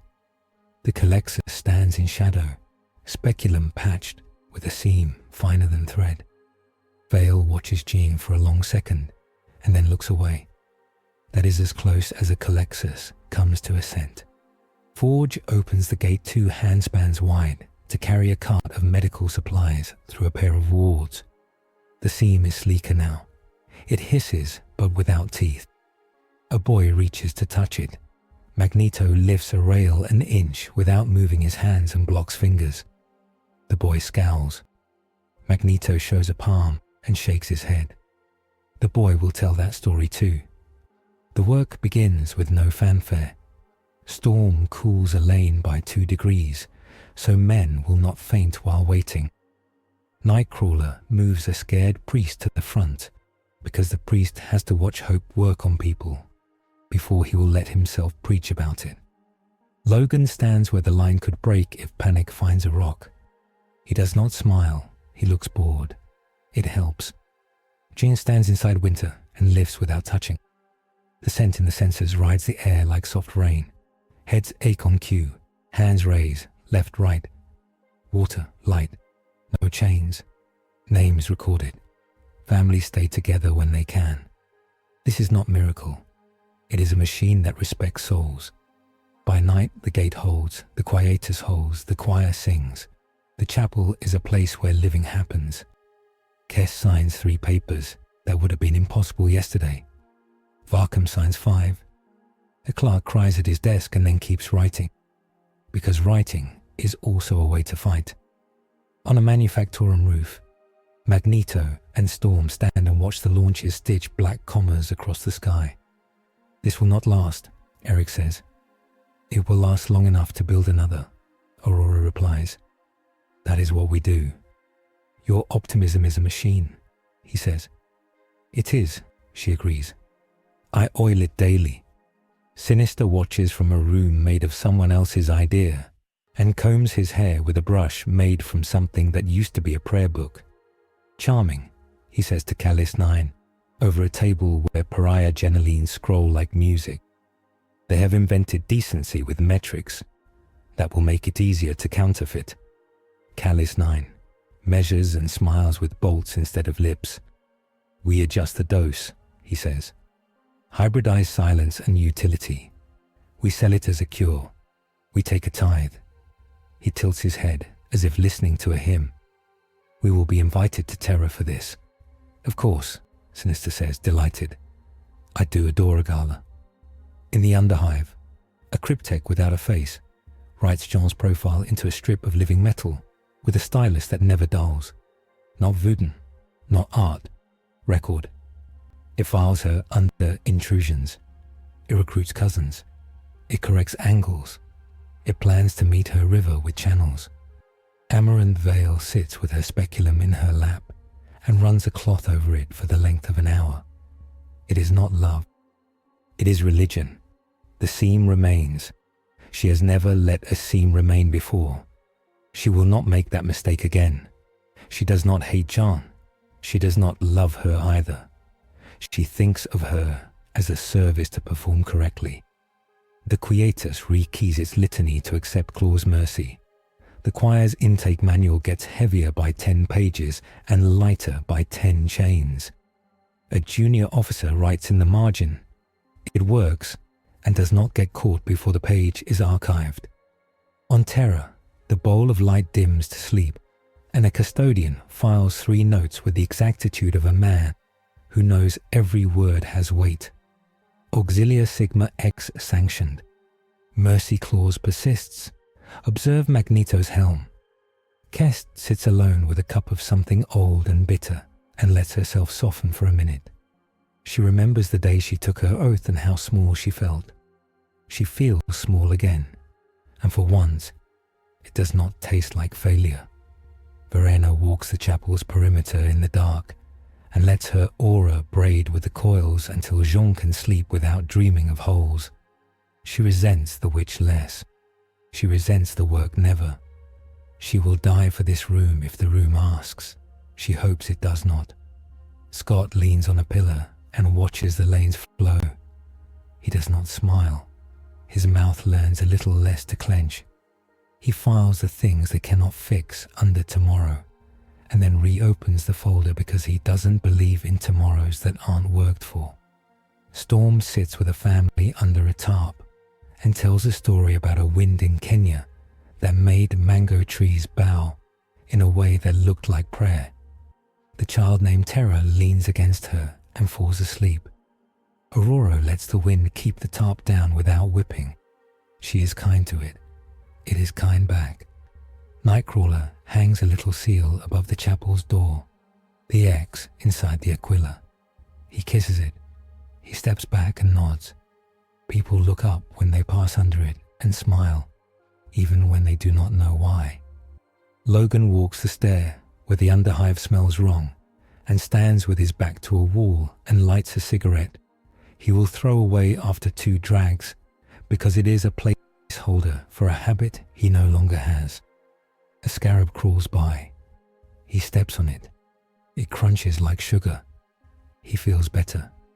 Jean takes off the circlet to sleep and puts it back on before she opens her eyes. The phoenix sits in the glass and watches her put the collar on herself and does not hate her. It is patient. It is proud. It is held. In the morning, a boy in grey stands at the head of a lane and holds a tally slate and says next, in a voice that cracks and becomes a man's. He looks up at the little seal over the door and draws it on his slate for practice. 2 wings, 1 X. He gets it wrong twice. He gets it right the 3rd time. The mark looks like 2 worlds agreeing not to die. Far above, the Astronomicon burns. Its beam cuts through a sky that sometimes feels like a lid. The cut is a path, not a wound. Auxilia Sigma X rides that path to the next hive, the next shrine, the next harvest turned back by hands and clauses and winter. The galaxy does not notice a new emblem's weight until it does. When it does, it argues about it for a century. When people tell this story, they call it an edict or a miracle or a compromise, depending on who they pray to. In the places that mattered that week, they called it work. They kept their hands busy. They kept their doors open. They did not chain by default. They did not burn for crowds. They held. Codex note, under Palatine, Mandatum, Helios 37, and Conclave Addendum Sigma X. The Xenos declared Auxilia Sigma X operates as a sanctioned extraction and triage core with double null oversight, no default binding, and Phoenix phenomena prescribed except by throne signal. Breach escalates to silence.